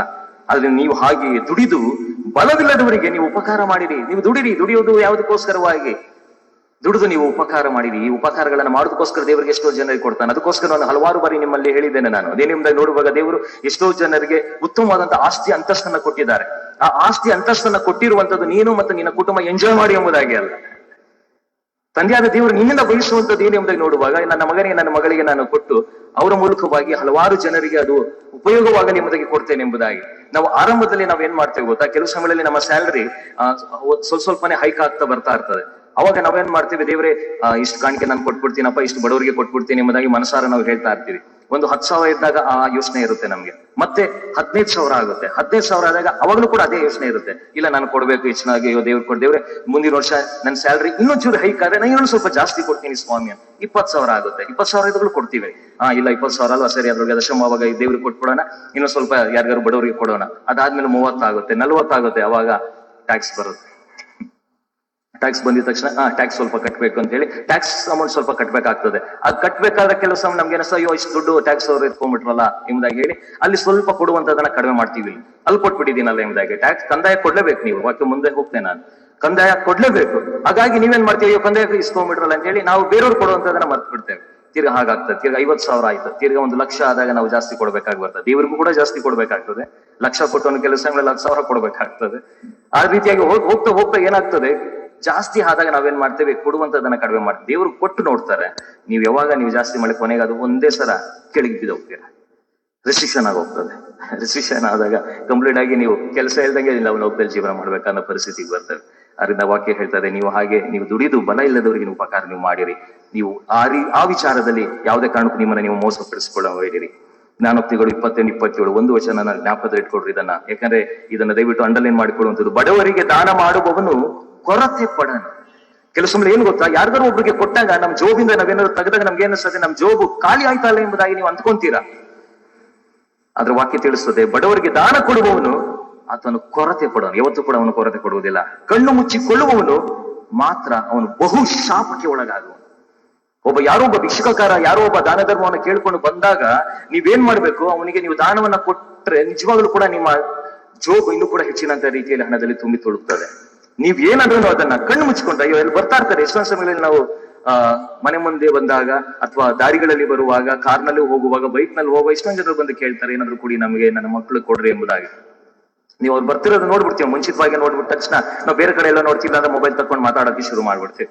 ಅಂದ್ರೆ ಅವ್ರು ನೋಡ್ಬಾರ್ದು ಅಂದ್ರೆ ಕಣ್ಣು ಮುಚ್ಚಿಕೊಳ್ಳುವಂಥದ್ದು, ಅವನಿಗೆ ಕಣ್ಣು ಮುಚ್ಚಿಕೊಳ್ಳುವಂಥದ್ದು, ಅವ್ನು ಕಾಣದೇ ಇರುವಾಗ ಮಾಡುವಂಥವ್ನು. ಅವನು ಏನಂತೆ ವಾಕ್ಯ ಏನ್ ತಿಳಿಸ್ತದೆ, ಆತನು ಬಹು ಶಾಪಕ್ಕೆ ಒಳಗಾಗ್ತಾನೆ. ಆ ರೀತಿಯಾಗಿ ಏನಾದ್ರು ಮಾಡ್ಬಿಟ್ರೆ ದೇವ್ರಿಗೆ ಗೊತ್ತಾಗಲ್ಲ ಅನ್ಕೋಬೇಡಿ. ಅವನ್ ನೋಡದೇ ಇರ್ಬೋದು, ಆ ಭಿಕ್ಷುಕಗಾರ ನಿಮ್ನ ನೋಡದೇ ಇರ್ಬೋದು, ಅವನಿಗೆ ನೀನು ಕಣ್ಣು ಮುಚ್ಚಿಕೊಂಡಿರ್ಬೋದು. ಆದ್ರೆ ತಂದೆಯಾದ ದೇವರು ನಿಮ್ಮನ್ನ ಗಮನಿಸ್ತಾ ಇರ್ತಾನೆ. ನನ್ನ ಮಗನ ಮಗಳು, ನಾನು ಅವನು ಇಷ್ಟೊಂದು ಸ್ಯಾಲರಿ ಹೈಕ್ ಮಾಡಿದ್ದೀನಿ, ಇಷ್ಟೊಂದು ಸಮೃದ್ಧಿಕರವಾಗಿ ನಾನು ಕೊಟ್ಟಿದ್ದೇನೆ, ಅವನು ಬಡವರಿಗೆ ಕೊಡ್ತಾ ಇದ್ದಾನ ಇಲ್ವಾ ಎಂಬುದಾಗಿ ಅದನ್ನ ಗಮನಿಸ್ತಾರೆ ದೇವರು. ಆ ಗಮನಿಸುವಾಗ ಕೆಲಸಗಳಲ್ಲಿ ನಾವು ಬಿದ್ದು ಹೋಗ್ತೇವೆ ಪ್ರಿಯರೇ. ಆದ್ರಿಂದ ಈ ಕಾರ್ಯಗಳನ್ನ ದಯವಿಟ್ಟು ಮಾಡುವಂತದಲ್ಲಿ ಎಚ್ಚೆತ್ತುಕೊಳ್ಳಿರಿ. 5ನೇದಾಗಿ ನೋಡುವ ಇಬ್ರಿಯರಿಗೆ ಬರೆದ ಪತ್ರಿಕೆ 13ನೇ ಅಧ್ಯಾಯದ 16ನೇ ವಚನದಲ್ಲಿ, ಇದಲ್ಲದೆ ಪರೋಪಕಾರವನ್ನ ಧರ್ಮ ಮಾಡುವುದನ್ನ ನೀವು ಮರೆಯಬೇಡಿರಿ, ಇವೇ ದೇವರಿಗೆ ಸಮರ್ಪಕವಾದಂತ ಯಜ್ಞಗಳು. ಇವತ್ತಿನ ದಿವಸ ಸ್ತೋತ್ರಾರ್ಪಣೆ ಹಬ್ಬವನ್ನು ನಾವು ಆಚರಣೆ ಮಾಡುವಾಗ ಆತನು ನನ್ನಿಂದ ನಿಮ್ಮಿಂದ ಬಯಸುವಂತದ್ದು ಇದೆ. ಪರೋಪಕಾರವನ್ನ ನೀನು ಧರ್ಮ ಮಾಡುವುದನ್ನ ನೀನು ಮರೆಯಬೇಡ, ಇದೇ ದೇವರಿಗೆ ಸಮರ್ಪಕವಾದಂತ ಯಜ್ಞಗಳು. ಇವತ್ತಿನ ದಿವಸ ಸುಗ್ಗಿ ಹಬ್ಬದಲ್ಲಿ ದೇವರಿಗೆ ನಾನು ಸಮರ್ಪಿಸಬೇಕಾದಂಥದ್ದು ಇದೆ. ಏನೆಂಬುದಾಗಿ ನೋಡುವಾಗ, ದೇವರೇ ಈ ರೀತಿಯಾದ ಕೃತಜ್ಞ ಭಾವನ ಉಪಕಾರಗಳನ್ನ ಸಲ್ಲಿಸುವಂತದನ್ನ, ಮತ್ತೊಬ್ಬರಿಗೆ ನಾನು ಉಪಕಾರಗಳನ್ನ ಮಾಡುವಂತದನ್ನ ನನಗೆ ಕಲಿಸಿಕೊಡು ಎಂಬುದಾಗಿ. ಇಷ್ಟು ವರ್ಷ ನಾವು ಹೇಗೆ ಮಾಡಿದ್ದೀವಿ ಎಂಬುದಾಗಿ ನಮ್ಮನ್ನು ನಾವು ಪರೀಕ್ಷೆ ಮಾಡಿಕೊಳ್ಳೋಣ ಪ್ರಿಯರೇ. ಅದರ ಜೊತೆಗೆ ಈ ಮುಂದಿನ ವರ್ಷದಲ್ಲಿ ದೇವರೇ ನಾನು ಇನ್ನೂ ಹೆಚ್ಚಿನಂತ ರೀತಿಯಲ್ಲಿ ಒಂದು ಕಾರ್ಯವನ್ನು ಮಾಡುವಂತದಕ್ಕೆ ನಾನು ತೊಡಗಿಸಿಕೊಳ್ಳೋಣ ಎಂಬುದಾಗಿ ನಾವು ಸಿದ್ಧ ಮಾಡಿಕೊಳ್ಳುವಂಥದ್ದು ಬಹಳಷ್ಟು ಅವಶ್ಯಕವಾದಂತದ್ದಾಗಿದೆ. ಯಾಕಂದ್ರೆ ಯಾಕೋಬನ ಪುಸ್ತಕ 2ನೇ ಅಧ್ಯಾಯದ 15ರಿಂದ 16ನೇ ವಚನದಲ್ಲಿ, ಒಬ್ಬ ಸಹೋದರರಿಗೆ ಬಟ್ಟೆಯು ಆ ದಿನದ ಆಹಾರವೂ ಇಲ್ಲದೆ ಇರುವಾಗ ನಿಮ್ಮಲ್ಲಿ ಒಬ್ಬನು ಅವನಿಗೆ ದೇಹಕ್ಕೆ ಬೇಕಾದದನ್ನ ಕೊಡದೆ. ನೋಡಿ, ಇದು ಎಷ್ಟು ಚೆನ್ನಾಗಿ ಬರ್ದಿದೆ, ಕೇಳಿಸ್ಕೊಳ್ರಿ, ಸಾಕು ತೆಗಿಯಕ್ಕೆ ಹೋಗ್ಬೇಡಿ, ಕೇಳಿಸ್ಕೊಳ್ಳಿ. ಯಾಕೋಬನ ಪುಸ್ತಕ 2ನೇ ಅಧ್ಯಾಯದ 15ರಿಂದ 16ನೇ ವಚನ. ಒಬ್ಬ ಸಹೋದರನಿಗೆ ಇಲ್ಲವೇ ಒಬ್ಬ ಸಹೋದರಿಗೆ ಬಟ್ಟೆಯು ಆ ದಿವಸದ ಆಹಾರವೂ ಇಲ್ಲದೆ ಇರುವಾಗ ನಿಮ್ಮಲ್ಲಿ ಒಬ್ಬನು ಅವನಿಗೆ ದೇಹಕ್ಕೆ ಬೇಕಾದದನ್ನ ಕೊಡದೆ. ಅವ್ರು ಕೇಳಿರ್ತಾರೆ, ಅವ್ರಿಗೆ ಬಟ್ಟೆ ಬೇಕು, ಆಹಾರ ಬೇಕು, ಅದನ್ನು ಬಿಟ್ಟು ನೀವೇನ್ ಮಾಡ್ತೀರಾ, ಅಯ್ಯೋ ಸಮಾಧಾನದಿಂದ ಹೋಗಿರಿ, ಬೆಂಕಿ ಕಾಯಿಸಿಕೊಳ್ಳಿ, ಹೊಟ್ಟೆ ತುಂಬಿಸಿಕೊಳ್ಳಿ ಎಂದು ಬರೀ ಮಾತು ಹೇಳಿದರೆ ಪ್ರಯೋಜನವೇನು? ಎಷ್ಟು ಚೆನ್ನಾಗಿ ಬರ್ದಿದೆ ವಾಕ್ಯ. ನೀವು ಆತನಿಗೆ ಕೊಡಬೇಕಾದದನ್ನ ಕೊಟ್ಬಿಟ್ಟು ಅಯ್ಯೋ ಸಮಾಧಾನವಾಗಿರೋ, ಹೊಟ್ಟೆ ಹಸಿದಿದೆ, ಸಮಾಧಾನವಾಗಿರು, ಹೋಗು, ಅಲ್ಲಿ ಒಂದ್ ಸ್ವಲ್ಪ ಚಳಿ ಇದೆಯಾ, ಬೆಂಕಿ ಕಾಯಿಸ್ಕೊ. ಚಳಿ ಇದ್ದಾಗ ನಾವೇನ್ ಮಾಡ್ಬೇಕು, ಅವ್ನಿಗೆ ಯಾವ್ದಾದ್ರು ಒಂದು ವಾರ್ಮ್ ಕ್ಲಾತ್ಸ್ ಕೊಡ್ಬೇಕು, ಯಾವ್ದಾದ್ರು ಸ್ವೆಟರ್ಸ್ ಕೊಡ್ಬೇಕು. ಅದ್ರ ಬದಲಾಗಿ ನಾವ್ ಅಯ್ಯೋ ಚಳಿ ಆಗ್ತಿದ್ಯಾ, ಸರಿ ಅಲ್ಲಿ ಹೋಗ್ಬಿಟ್ಟು ಬೆಂಕಿ ಕಾಯಿಸ್ಕೊ ಅಂತ ಹೇಳೋದು.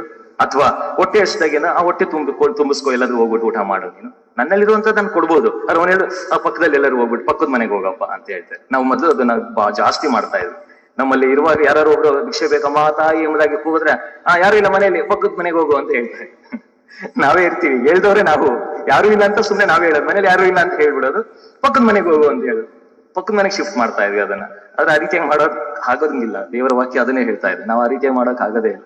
ನಿನ್ನಲ್ಲಿ ಇರುವಂತದ್ದು ಎಷ್ಟಿದೆಯೋ ಅಷ್ಟೇ ಕೊಡು. ಅವನೇ ನಿನ್ನ ಊಟವನ್ನು ಸಂಪೂರ್ಣವಾಗಿ ಕೊಡು ಎಂಬುದಾಗಿ ಹೇಳಿ, ನಿನ್ನ ಗಂಜಿಯನ್ನು ಸಂಪೂರ್ಣವಾಗಿ ಕೊಡು ಎಂಬುದಿಲ್ಲ, ನಿನ್ನಲ್ಲಿ ಇರುವಂತದ್ದನ್ನ ನೀನು ಕೊಡು ಎಂಬುದಾಗಿ. ಹಾಗೆ ಕ್ರಿಯೆಗಳಿಲ್ಲದಿದ್ದರೆ ನಂಬಿಕೆಯು ತನ್ನಲ್ಲಿ ಜೀವವಿಲ್ಲದ್ದು ಚೆನ್ನಾಗಿ ಬರೆಯಲ್ಪಟ್ಟಿದೆ. ಕ್ರಿಯೆಗಳಿಲ್ಲದ್ರೆ, ನೀನು ಕ್ರಿಯೆ ಮಾಡ್ದಲೆ ನೀನು ಸುಮ್ಮನೆ ಉತ್ತಮವಾದಂತ ರೀತಿಯಲ್ಲಿ ವಾಕ್ಯವನ್ನು ಹೇಳುವಂಥದ್ದು ಅಥವಾ ಜನರಿಗೆ ಆ ರೀತಿಯಾಗಿ ಮಾಡಿ ಈ ರೀತಿಯಾಗಿ ಮಾಡಿ ಎಂಬುದಾಗಿ ಹೇಳಿ ನೀನೇ ಆ ಕಾರ್ಯಗಳನ್ನ ಮಾಡದೇ ಇದ್ದ ಒಂದು ಪಕ್ಷದಲ್ಲಿ ಅದು ಯಾವುದೇ ಕಾರಣಕ್ಕೂ ಕೂಡ ಪ್ರಯೋಜನವನ್ನ ಕೊಡುವುದಿಲ್ಲ ಎಂಬುದಾಗಿ.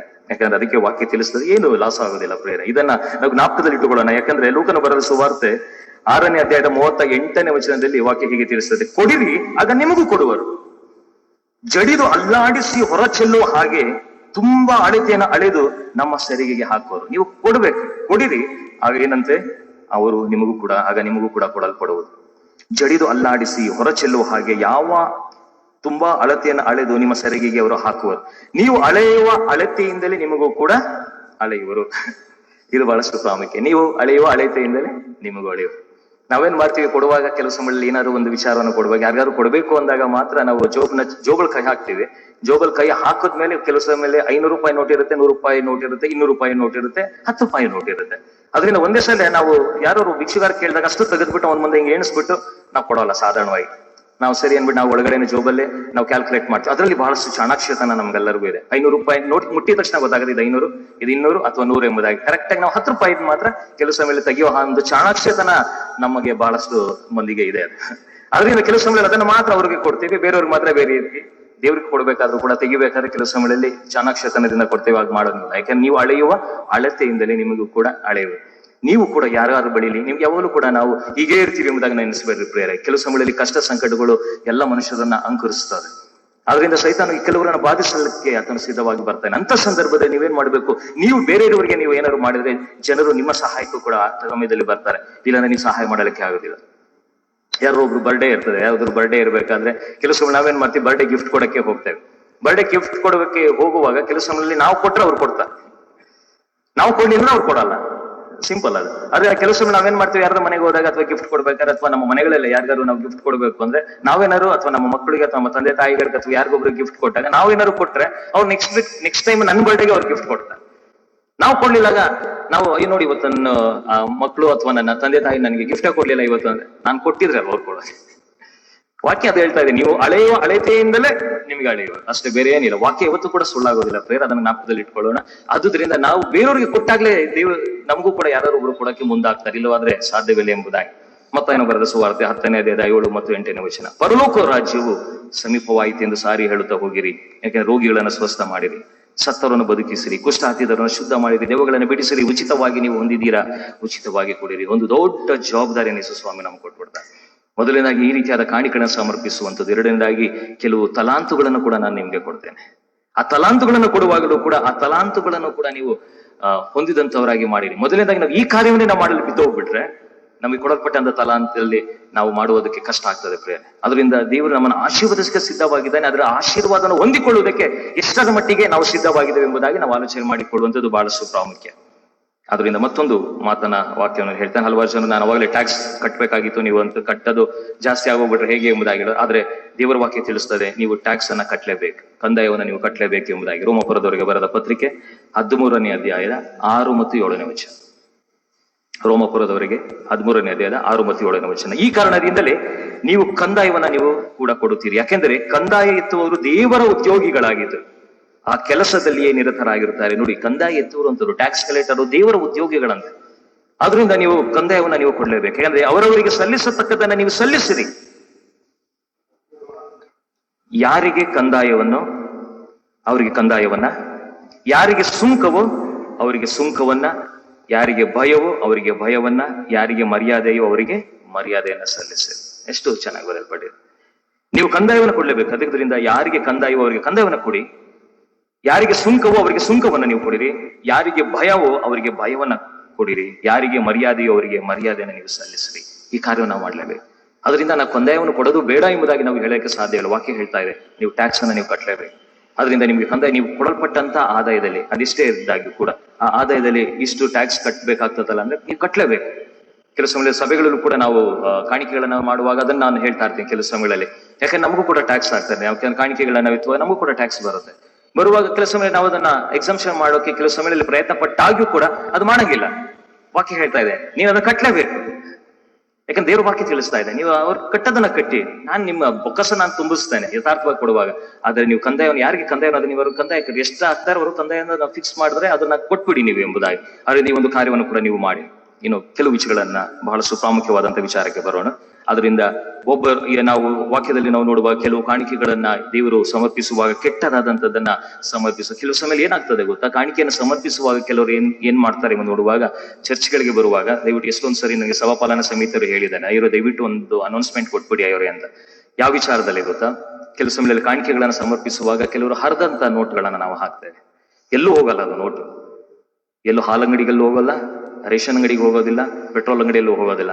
ಆದ್ರೆ ಅವ್ರೇನ್ ಮಾಡ್ತಾರೆ, ಆ ಒಂದು 100 ರೂಪಾಯಿ ನೋಟ್ನ ಅಥವಾ 50 ರೂಪಾಯಿ ನೋಟು ಅಥವಾ 10 ರೂಪಾಯಿ ನೋಟ್ ಏನಿದೆ ಅದನ್ನು ತಗೊಂಡ್ಬಂದ್ಬಿಟ್ಟು ಕಾಣಿಕೆ ಹಾಕ್ಬಿಡ್ತಾರೆ.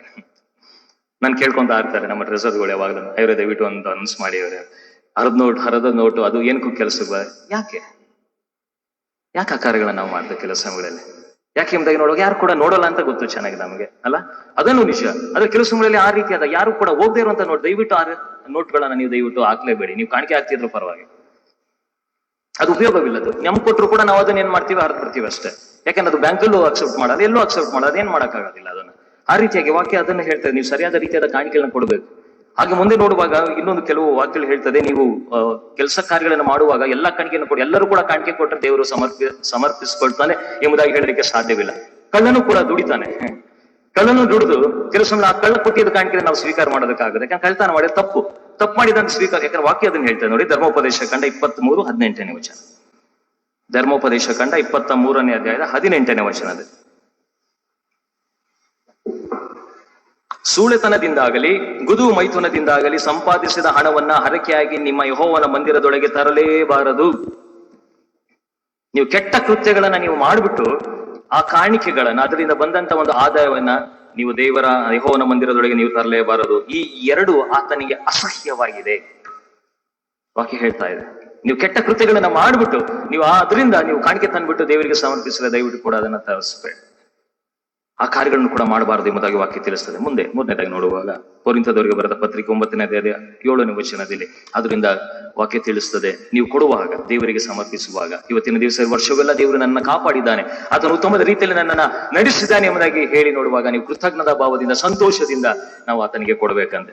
ಅಲ್ಲಿ ವಾಕ್ಯ ತಿಳಿಸ್ತದೆ ಕೊರಿಂಥದವರಿಗೆ 2ನೇ ಕೊರಿಂಥದವರಿಗೆ 9:7 ದುಃಖದಿಂದಾಗಲಿ ಬಲಾತ್ಕಾರದಿಂದಾಗಲಿ ನೀವು ಯಾರು ಕೂಡ ನೀವು ಕೊಡಬೇಡಿ, ಯಾಕಂದ್ರೆ ನೀವು ಸಂತೋಷದಿಂದ ಕೊಡಬೇಕು. ಯಾಕಂದ್ರೆ ಅಪೊಸ್ತಲರ ಕೃತ್ಯಗಳು 5ನೇ ಅಧ್ಯಾಯದ 3-4 ನೋಡುವಾಗ ಕಪಟದಿಂದ ಕಾಣಿಕೆಯನ್ನು ನೀವು ಕೊಡಲೇಬಾರದು. ಕೆಟ್ಟ ಆಲೋಚನೆಗಳು ಇಟ್ಟುಕೊಂಡು ನೀವು ಕೊಡಲೇಬೇಡಿ. ಕೊಡೋದಾದ್ರೆ ನೀವು ಸಂತೋಷವಾಗಿ ಕೊಡ್ರಿ. ಯಾಕಂದ್ರೆ ಅಲ್ಲಿ ಅನನೀಯ ಸಫಲರ ಕಾಣಿಕೆಗಳನ್ನ ನೋಡುವಾಗ ದೇವರು ಅದನ್ನು ಮೆಚ್ಚುವುದಿಲ್ಲ. ಅದರಿಂದ ಆ ಕಥೆಗಳನ್ನ ಇವಾಗಲೇ ನಾವು ಕೇಳಿಸ್ಕೊಂಡಿದ್ದೇವೆ. ಆದುದರಿಂದ ನಾವು ಕೊಡುವಂತ ಕಾಣಿಕೆ ಅದು ಯಥಾರ್ಥವಾಗಿ ಒಳ್ಳೆಯ ರೀತಿಯಲ್ಲಿ ಸಂಪಾದನೆ ಮಾಡಿದಂತದರಲ್ಲಿ 10ನೇ ಒಂದು ಭಾಗವನ್ನ ಕಾಣಿಕೆಯಾಗಿ ಕೊಡಿರಿ. ಮತ್ತು ಪ್ರತಿ ವಾರಗಳು ಬರುವಾಗ ನೀವು ಸುಮ್ಮನೆ ಬರಿಗೈಲಿ ಬಾರದೆ ಆತನ ಸನ್ನಿಧಿಗೆ ಕಾಣಿಕೆಯೊಂದಿಗೆ ನೀವು ಕಾಣಿಸಿಕೊಳ್ಳಬೇಕು ಎಂಬುದಾಗಿ. ಅದರಿಂದ ಪ್ರತಿಯೊಬ್ಬನು ತನ್ನ ಹೃದಯದಲ್ಲಿ ನಿರ್ಣಯಿಸಿಕೊಂಡ ಪ್ರಕಾರವಾಗಿ ಕೊಡಲಿ. 7ನೇ ವಚನ, ಪ್ರತಿಯೊಬ್ಬನು ತನ್ನ ಹೃದಯದಲ್ಲಿ ನಿರ್ಣಯಿಸಿಕೊಂಡ ಹಾಗೆ ಕೊಡಲಿ.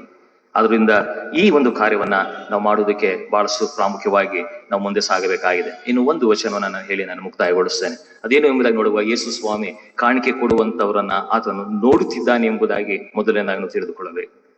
ಯಾಕಂದ್ರೆ ಕಾಣಿಕೆ ಯಾರ್ಯಾರು ಸಮರ್ಪಿಸ್ತಾರೋ ಎಲ್ಲರನ್ನು ಕೂಡ ದೇವರು ನೋಡ್ತಾ ಇದ್ದಾನೆ, ಗಮನಿಸ್ತಾ ಇರ್ತಾನೆ. ಯಾಕಂದ್ರೆ ನಾವು ವಾಕ್ಯದಲ್ಲಿ ನಾವು ನೋಡುವಾಗ ಕೆಲವು ಸಮಯದಲ್ಲಿ ಬಹಳಷ್ಟು ಉತ್ತಮವಾದಂತಹ ಒಂದು ಮಾತುಗಳನ್ನ ನೋಡ್ತೇವೆ. ಯಾವುದು ಎಂಬುದಾಗಿ ನಾವು ನೋಡುವಾಗ ವಿಧವೆ, ನಿಮ್ಮೆಲ್ಲರೂ ಕೂಡ ತಿಳಿದಿರುವ ಹಾಗೆ ಲೋಕನು ಬರೆದ ಸುವಾರ್ತೆ 21ನೇ ಅಧ್ಯಾಯದ 4ನೇ ವಚನದಲ್ಲಿ ಒಬ್ಬ ಬಡ ವಿಧವೆ ಒಂದು ಕಾಣಿಕೆಯನ್ನು ಸಮರ್ಪಿಸ್ತಾರೆ. ಐಶ್ವರ್ಯವಂತರು ಕೂಡ ಕಾಣಿಕೆಯನ್ನು ಸಮರ್ಪಿಸ್ತಾರೆ. ಅವ್ರು ಇರುವಂತದ್ದೆಲ್ಲದನ್ನ ತೆಗೆದುಕೊಂಡು ಬಂದ್ಬಿಟ್ಟು ಅವ್ರು ಹೇಳ್ಕೊಡೋ ಎಚ್ಚರಿಕೆಗೋಸ್ಕರವಾಗಿ ನಾನು 10,000 ಕೊಡ್ತೇನೆ, 20,000 ಕೊಡ್ತೇನೆ, ಹಾಕೊಡ್ತೇನೆ ಎಂಬುದಾಗಿ ಹೇಳಿ ತಮ್ಮ ಔದಾರ್ಯಕ್ಕೋಸ್ಕರವಾಗಿ, ತಮ್ಮ ಹೆಮ್ಮೆಗೋಸ್ಕರವಾಗಿ ಕೆಲವು ಸಮಯದಲ್ಲಿ ಬರ್ತಾ ಇರ್ತಾರೆ. ಆದ್ರೆ ಒಬ್ಬ ವಿಧವೆ ಏನ್ ಮಾಡ್ತಾಳೆ, ಆ ಸಂದರ್ಭದಲ್ಲಿ ಆ ಕಾಣಿಕೆಯನ್ನು ತೆಗೆದುಕೊಂಡು ಬಂದು ಕಾಣಿಕೆಯ ಡಬ್ಬಿಯೊಳಗೆ ಹಾಕ್ತಾರೆ. ಆಗ ಯೇಸು ಸ್ವಾಮಿ ಹೇಳ್ತಾರೆ ಹೇಗೆಂದರೆ, ಅವರೆಲ್ಲರೂ ತಮಗೆ ಸಾಕಾಗಿ ಮಿಕ್ಕದರಲ್ಲಿ ಕಾಣಿಕೆಯನ್ನು ಕೊಟ್ಟರು, ಈಕೆಯು ತನ್ನ ಬಡತನದಲ್ಲಿಯೂ ತನಗಿದ್ದ ಜೀವವನ್ನೆಲ್ಲ ಹಾಕಿ ಕೊಟ್ಟು ಬಿಟ್ಟಳು. ನಾನು ಕೊಡುವಂತ ಕಾಣಿಕೆ ಅದು ಎಷ್ಟರ ಮಟ್ಟಿಗೆ ದೇವರಿಗೆ ಸಮರ್ಪಕವಾಗಿದೆ ಎಂಬುದಾಗಿ ಅದನ್ನ ತಿಳಿದಂತವರಾಗಿ ನಾವು ಕೊಡುವಾಗ ನಾವು ದೇವರಿಗೆ ಸಲ್ಲಿಸಿದರೆ ಸಾಕು ಎಂಬುದಾಗಿ. ಅದಕ್ಕೋಸ್ಕರವಾಗಿ ಕೆಲವು ಸಂದರ್ಭಗಳಲ್ಲಿ ಕಾಣಿಕೆಗಳನ್ನ ಕೊಡುವಾಗ ನಾವು ಸೂಕ್ಷ್ಮವಾದಂತ ರೀತಿಯಲ್ಲಿ ಕೊಡ್ಬೇಕಂದ್ರೆ ಈ ತಂದೆಯಾದ ಯೇಸು ಸ್ವಾಮಿ ಅದನ್ನ ಗಮನಿಸುವಂತವನಾಗಿದ್ದಾನೆ. ಹಾಗೆ ಮುಂದೆ ನೋಡುವಾಗ ಆತನು ಇನ್ನೊಂದು ಮಾತನ್ನು ಹೇಳ್ತಾನೆ. ಮತ್ತಾಯನು ಬರೆದ ಸುವಾರ್ತೆ 5ನೇ ಅಧ್ಯಾಯ 23 ಮತ್ತು 24ನೇ ವಚನದಲ್ಲಿ, ಆದ ಕಾರಣ ನಿನ್ನ ಕಾಣಿಕೆಯನ್ನು ಯಜ್ಞವೇದಿಯ ಹತ್ತಿಗೆ ನೀನು ತಂದಾಗ ನೀನು ನಿನ್ನ ಸಹೋದರನ ಮನಸ್ಸಿನಲ್ಲಿ ನಿನ್ನ ಮೇಲೆ ಏನೋ ಒಂದು ವಿರೋಧವಿದೆ, ಸಹೋದರ ಅಥವಾ ಸಹೋದರಿ ಎಂಬುದಾಗಿ ತಿಳಿದುಕೊಳ್ಳೋಣ. ಮನಸ್ಸಿಗೆ ಏನೋ ಒಂದು ವಿರೋಧ ಎಂಬುದಾಗಿ ಹೇಳಿ ನಿನ್ನ ನೆನಪಿಗೆ ಬಂದರೆ ನಿನ್ನ ಕಾಣಿಕೆಯನ್ನ ಆ ಯಜ್ಞವೇದಿಯ ಮುಂದೆಯೇ ಬಿಟ್ಟು ಹೋಗಿ ಮೊದಲು ನಿನ್ನ ಸಹೋದರನ ಸಂಗಡ ಒಂದಾಗು, ಆಮೇಲೆ ಬಂದು ನಿನ್ನ ಕಾಣಿಕೆಯನ್ನ ಸಮರ್ಪಿಸು. ಇದು ಬಹಳಷ್ಟು ಪ್ರಾಮುಖ್ಯವಾದಂಥದ್ದು. ನಾವೇನೇ ಒಂದು ಕಾರ್ಯಗಳನ್ನ ಮಾಡುವಾಗ ನಾವು ಯಾರಾದ್ರೂ ವಿರುದ್ಧವಾಗಿ, ಯಾರದೇ ಒಬ್ಬ ವ್ಯಕ್ತಿಯ ವಿರುದ್ಧವಾಗಿ ಮನಸ್ಸಲ್ಲಿ ಏನೋ ಒಂದು ಗೊಂದಲ ಇಟ್ಕೊಂಡು ಅವನ ಜೊತೆ ಘರ್ಷಣೆಗಳು ಮಾಡಿಕೊಂಡು ನೀನು 10,000 20,000 ತೆಗೆದುಕೊಂಡು ಬಂದ್ಬಿಟ್ರೆ ಅದು ವೇಸ್ಟ್. ವಾಕ್ಯ ಬಹಳ ಸುಸ್ಪಷ್ಟವಾಗಿದೆ ಪ್ರಿಯರೇ. ಯಾಕಂದ್ರೆ ಯೇಸು ಸ್ವಾಮಿ ಅದನ್ನು ಕೂಡ ಗಮನಿಸ್ತಾ ಇದ್ದಾನೆ. ನೀನ್ ಮತ್ತೊಬ್ಬನ ಜೊತೆ ಘರ್ಷಣೆ ಮಾಡ್ಕೊಂತೀಯ, ನಿನ್ನ ಸಹೋದರನ ಜೊತೆ, ಸಹೋದರಿ ಜೊತೆ, ತಂದೆ ತಾಯಿಗಳ ಜೊತೆ, ಮಕ್ಕಳ ಜೊತೆ ಏನೋ ಒಂದು ಘರ್ಷಣೆ ಮಾಡ್ಕೊಂಡು ಆಮೇಲೆ ಬಂದ್ಬಿಟ್ಟು ನಿನ್ನ ಕಾಣಿಕೆಯಲ್ಲಿ ಸರಿಸ್ಬಿಟ್ರೆ ನಾನು ತಗೊಂಡ್ಬಿಡ್ತೀನಿ ಅದನ್ನ ಎಂಬುದಾಗಿ ಯೇಸು ಸ್ವಾಮಿ ಹೇಳುವಂತ ಮಾತು. ಅದನ್ನು ಕೂಡ ಇಷ್ಟಪಡಲ್ಲ ಪ್ರಿಯರೇ, ದೇವರು ಅದನ್ನು ಇಷ್ಟಪಡಲ್ಲ. ಯಾಕಂದ್ರೆ ನಾವು ಈ ಒಂದು ವರ್ಷವೆಲ್ಲ ಆ ಕಾರ್ಯಗಳನ್ನ ಏನಾದ್ರು ಮಾಡಿದ್ರೆ, ಆ ಕಾಣಿಕೆಗಳನ್ನ ಎತ್ಕೊಂಡು ಬಂದಿದ್ರೆ ದೇವ್ರು ಆ ಕಾಣಿಕೆಗಳನ್ನ ಸ್ವೀಕಾರ ಮಾಡುವುದಿಲ್ಲ. ಯೇಸು ಸ್ವಾಮಿಗೆ ನಮ್ಮ ಸಂಪೂರ್ಣವಾದಂತ ಹೃದಯಪೂರ್ವಕವಾದಂತ ಒಂದು ಕಾಣಿಕೆ ಬಹಳಷ್ಟು ಪ್ರಾಮುಖ್ಯ. ಯಾಕಂದ್ರೆ ಸಂತೋಷವಾಗಿ ಕೊಡುವನ ಮೇಲೆ ಮಾತ್ರ ದೇವರಿಗೆ ಪ್ರೀತಿ ಉಂಟು. 2 ಕೊರಿಂಥ 9:7 ಸಂತೋಷವಾಗಿ ಕೊಡಬೇಕಾಗ್ತದೆ. ಎಲ್ಲರೊಟ್ಟಿಗೆ ಒಂದಾಗಿ, ಎಲ್ಲರೊಟ್ಟಿಗೆ ಒಂದು ಪ್ರೀತಿ ಅನ್ಯೋನ್ಯತೆಯಲ್ಲಿ ಇದ್ದುಕೊಂಡು ನೀನು ಕೊಡುವಂತ ಕಾಣಿಕೆ ಅದು ಬಹಳಷ್ಟು ಆಸಕ್ತಿವಂತದಾಗಿದೆ. ಮತ್ತು ಕೊನೆಯದಾಗಿ ನಾವು ನೋಡುವಾಗ ವಾಕ್ಯ ತಿಳಿಸದೆ ಕೆಲವು ಸಂದರ್ಭ ಸಂದಿಗ್ಧ ಪರಿಸ್ಥಿತಿಯಲ್ಲಿ ಹೇಗಪ್ಪ ಕೊಡೋದು, ನಿಜವಾಗ್ಲೂ ಕೂಡ ಇಷ್ಟೊಂದು ಹೇಳ್ತಾ ಇದ್ದಾರೆ ವಾಕ್ಯದಲ್ಲಿ, ಇಷ್ಟೊಂದು ಇದೆ, ಅದು ನಾನು ಕೊಡ್ಲೇಬೇಕಲ್ಲ, ಈ ರೀತಿಯಾದ ಸಂಕಟದ ಸಮಸ್ಯೆಗಳ ಮಧ್ಯದಲ್ಲಿ ಹೇಗೆ ಕೊಡೋದು ಎಂಬುದಾಗಿ ನೋಡುವಾಗ 2 ಕೊರಿಂಥ 8:1 ಮತ್ತು 2 ವಚನ ನೋಡುವಾಗ, ಸಹೋದರರೇ ಮೆಕೆದೋನ್ಯರ ಸಭೆಗಳಲ್ಲಿ ದೇವರ ಕೃಪೆ ತೋರಿದ ಬಗೆಯನ್ನು ನೀವು ತಿಳಿಸ್ತೇನೆ ನೋಡಿ. ಅಲ್ಲಿ ಮೆಕೆದೋನ್ಯ ಸಭೆ ಎಂಬ ಒಂದು ಸಭೆಯಲ್ಲಿತ್ತು. ಆ ಸಭೆಗಳವರು ಬಹಳ ಹಿಂಸೆ ತಾಳುವವರು ಮತ್ತು ವಿಪರೀತವಾದಂತಹ ಬಡತನದಲ್ಲಿಯೂ ಜೀವನ ಮಾಡುತ್ತಿದ್ದಂತ ಒಂದು ಸಭೆ ಅದು. ನಮ್ಮ ಸಭೆ ಬಹಳಷ್ಟು ಉತ್ತಮವಾದಂತ ರೀತಿಯಲ್ಲಿ ಇದ್ದಂತ ಸಭೆ ಬೇರೆ, ಕ್ರಿಸ್ತ ಪ್ರಭಾಲಯ ದೇವಾಲಯ. ಆದರೆ ಅಲ್ಲಿ ಇದ್ದಂತ ಮೆಕೆದೋನ್ಯ ಸಭೆ ನಾನು ನೋಡುವಾಗ ಪೌಲನು ಹೇಳ್ತಾನೆ, ಆ ಒಂದು ಸಭೆ ಬಹಳಷ್ಟು ಬಡತನದಲ್ಲಿದ್ದಂತ ಸಭೆ. ಆ ಬಡತನದಲ್ಲಿದ್ದಂತ ಒಂದು ಸಭೆಯವರು ಏನ್ ಮಾಡ್ತಾರೆ ಅಂತ ನೋಡು, ಅವರು ಬಹು ಆನಂದದಿಂದ ತುಂಬಿದವರಾಗಿ ಅತ್ಯಂತ ಔದಾರ್ಯವಾಗಿ ಇದ್ದಂಥವರು, ಅವರು ಔದಾರ್ಯವಾದ ರೀತಿಯಲ್ಲಿ ಕಾಣಿಕೆಗಳನ್ನು ಕೊಟ್ಟಾರೆ ಎಂಬುದಾಗಿ. ಆ ಒಂದು ಸಭೆಯಿಂದ ಸದಸ್ಯರು ಹೇಗಿದೆ ಎಂಬುದಾಗಿ, ಬಡತನದಲ್ಲಿದ್ದಾಗ್ಯೂ ಕೂಡ ಅವರು ತಮ್ಮ ಮನಸ್ಸಾರೆ ಕಾಣಿಕೆಗಳನ್ನು ಸಮರ್ಪಿಸ್ತಾ ಇದ್ದಾರೆ. ಇದನ್ನು ಉದಾಹರಣೆಯಾಗಿ ಪೌಲನು ಹೇಳ್ತಾನೆ. ಅದರಿಂದ ಆ ರೀತಿಯಾಗಿ ನೀವು ಕಾಣಿಕೆಯನ್ನು ಸಮರ್ಪಿಸಿರಿ, ಇದ್ದದರಲ್ಲಿ ಸಾಕಾಗಿ ನೀವು ದೇವರಿಗೆ ಸಮರ್ಪಿಸಬೇಡ್ರಿ. ಅದರಿಂದ ನೀವು ಸಂಪೂರ್ಣವಾಗಿ ಮನಪೂರ್ವಕವಾಗಿ ದೇವರಿಗೆ ಸಲ್ಲಿಸಿರಿ. ಮತ್ತು ಅದೇ 8ನೇ ಅಧ್ಯಾಯದ 5ನೇ ವಚನದಲ್ಲಿ, ನಾವು ನೆನೆಸಿದ ಪ್ರಕಾರವೇ ಅವರು ಕೊಡದೆ ಮೊದಲು ತಮ್ಮನ್ನೇ ಅವರು ಕರ್ತನಿಗೆ ಸಮರ್ಪಿಸಿಕೊಟ್ಟರು, ಅನಂತರ ದೇವರ ಚಿತ್ತಾನುಸಾರವಾಗಿ ಅವರು ನಮಗೂ ತಮ್ಮನ್ನ ಒಪ್ಪಿಸಿದರು ಎಂಬುದಾಗಿ. ಆದ್ರಿಂದ ಪ್ರಾಮುಖ್ಯವಾಗಿ ನಾವು ಮಾಡಬೇಕು, ನಾವು ಕಾಣಿಕೆ ಕೊಡೋದಕ್ಕಿಂತ ಮುಂಚಿತವಾಗಿ ಮೊದಲನೇದಾಗಿ ನಾನು ತಂದೆಯಾದ ದೇವರಿಗೆ ನನ್ನನ್ನು ನಾವು ಸಮರ್ಪಿಸಿಕೊಳ್ಳೋಣ. ದೇವರೇ, ಕಳೆದ ವರ್ಷವೆಲ್ಲ ಉತ್ತಮದ ರೀತಿಯಲ್ಲಿ ನಡೆಸಿದ 20 ಎಷ್ಟೇ ಸಮಸ್ಯೆಗಳು, ಎಷ್ಟೇ ತೊಂದರೆಗಳು ಏನೇ ಬಂದಾಗ್ಯೂ ಕೂಡ ನನ್ನನ್ನು ಇನ್ನೂ ಕೂಡ ಜೀವಿತರ ಪಟ್ಟಿಯಲ್ಲಿ ಇಟ್ಟಿದ್ಯಾರ ಸ್ವಾಮಿ, ಅದಕ್ಕಾಗಿ ನಿನಗೆ ಕೃತಜ್ಞತೆಯನ್ನ ಸಲ್ಲಿಸುವಂಥದ್ದು ಮೊದಲನೆಯ ಸ್ತೋತ್ರ ಯಜ್ಞ. ಎರಡನೇದಾಗಿ ಆತನ ವಾಕ್ಯ ತಿಳಿಸ್ತದೆ, ನೀವು ಬರಿಗೈಲಿ ನೀವು ದೇವರ ಆಲಯಕ್ಕೆ ಬರಬಾರದು ಎಂಬುದಾಗಿ. ಆದ್ರಿಂದ ಕಾಣಿಕೆಯೊಂದಿಗೆ, ಕಾಣಿಕೆಯನ್ನು ಯಾವಾಗ್ಲೂ ಕೂಡ ದೇವರ ಆಲಯಕ್ಕೆ ನೀವು ಕರೆತನ್ನಿರಿ. ಮಾತ್ರವಲ್ಲದೆ ನಿಮಗೆ ಕೊಡಲ್ಪಟ್ಟಂತ ಆದಾಯದಲ್ಲಿ ನೀವು ಮಾಡಿದಂತ ಕೆಲಸಕ್ಕೆ ಈ ಸಲ ಎಷ್ಟು ಆದಾಯ ಆಗಿದೆ ಅಷ್ಟರಲ್ಲೇನೆ ದೇವ್ರು ನೀವು ಆದಾಯವನ್ನು ಮೀರಿ ಕೊಡಿ ಎಂಬುದಾಗಿ ಹೇಳ್ತಾರೆ. ನೀವು ಕೊಡಲ್ಪಟ್ಟಂತ ಆದಾಯದಲ್ಲಿ ದಶಮ ಭಾಗವನ್ನ ನೀವು ಸಲ್ಲಿಸಬೇಕು. ಆ ದಶಮವನ್ನ ಭಾಗವನ್ನ ದೇವರಿಗೆ ಸಲ್ಲಿಸಬೇಕಾದಂತದನ್ನ ತಪ್ಪಿಸಲು ಇಲ್ಲವಾದರೆ ದೇವರ ದೃಷ್ಟಿಯಲ್ಲಿ ನೀವು ಕಳ್ಳರಾಗಿ ನಾವು ಕಾಣಿಸ್ಕೊಳ್ತೇವೆ. ಮತ್ತು ಹಾಗೆ 4ನೇದಾಗಿ ನಾವು ನೋಡುವಾಗ, ಬಡವರಿಗೆ, ಬಲ್ಲಿದರಿಗೆ ನೀವು ಉದಾರವಾದಂತ ರೀತಿಯಲ್ಲಿ ನೀವು ಸಹಾಯವನ್ನ ಮಾಡಿರಿ, ದಯೆ ತೋರಿಸಿ. ಮತ್ತು ಧರ್ಮೋಪದೇಶ ಕಂಡ 26ನಲ್ಲಿ ಆದ್ಯದಲ್ಲಿ ನಾವು ತಿಳಿಸುವಾಗೆ, ಯಾಜಕರಿಗೆ, ಸೇವೆಯನ್ನು ಮಾಡುವಂತವರಿಗೆ ಉದಾರವಾದಂತ ರೀತಿಯಲ್ಲಿ ಕೊಡಿರಿ. ಪರದೇಶಿಗಳಿಗೆ, ಏನು ಕೂಡ ಗತಿ ಇಲ್ಲದಂತವರಿಗೆ ಅವರಿಗೆ ಉದಾರವಾಗಿ ಕೊಡಿರಿ. ತಂದೆ ತಾಯಿ ಇಲ್ಲದಂತ ಅನಾಥರಿಗೆ ಉದಾರವಾದಂತ ರೀತಿಯಲ್ಲಿ ಕೊಡಿರಿ.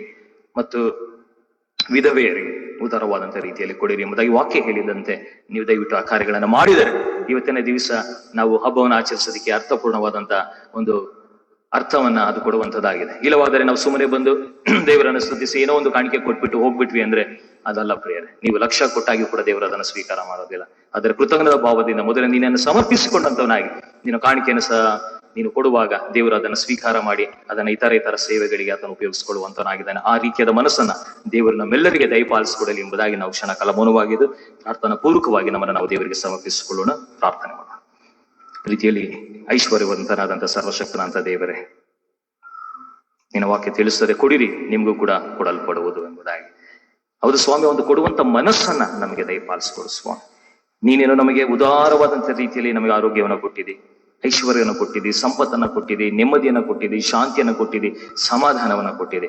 ಅದಕ್ಕೆ ಪ್ರತ್ಯುಪಕಾರವಾಗಿ ನಾವು ಏನನ್ನ ಮಾಡಿದ್ದೇವೆ ಎಂಬುದಾಗಿ ನಮ್ಮನ್ನ ನಾವು ಪರೀಕ್ಷೆ ಮಾಡಿಕೊಳ್ಳುವಾಗ ಎಷ್ಟೋ ಸಮಯದಲ್ಲಿ ಆ ನಾವು ಬಿದ್ದು ಹೋಗಿದ್ದೇವೆ ಎಂಬುದಾಗಿ ಹೇಳಿದರೆ ತಪ್ಪಾಗಲಾರದು ಸ್ವಾಮಿ.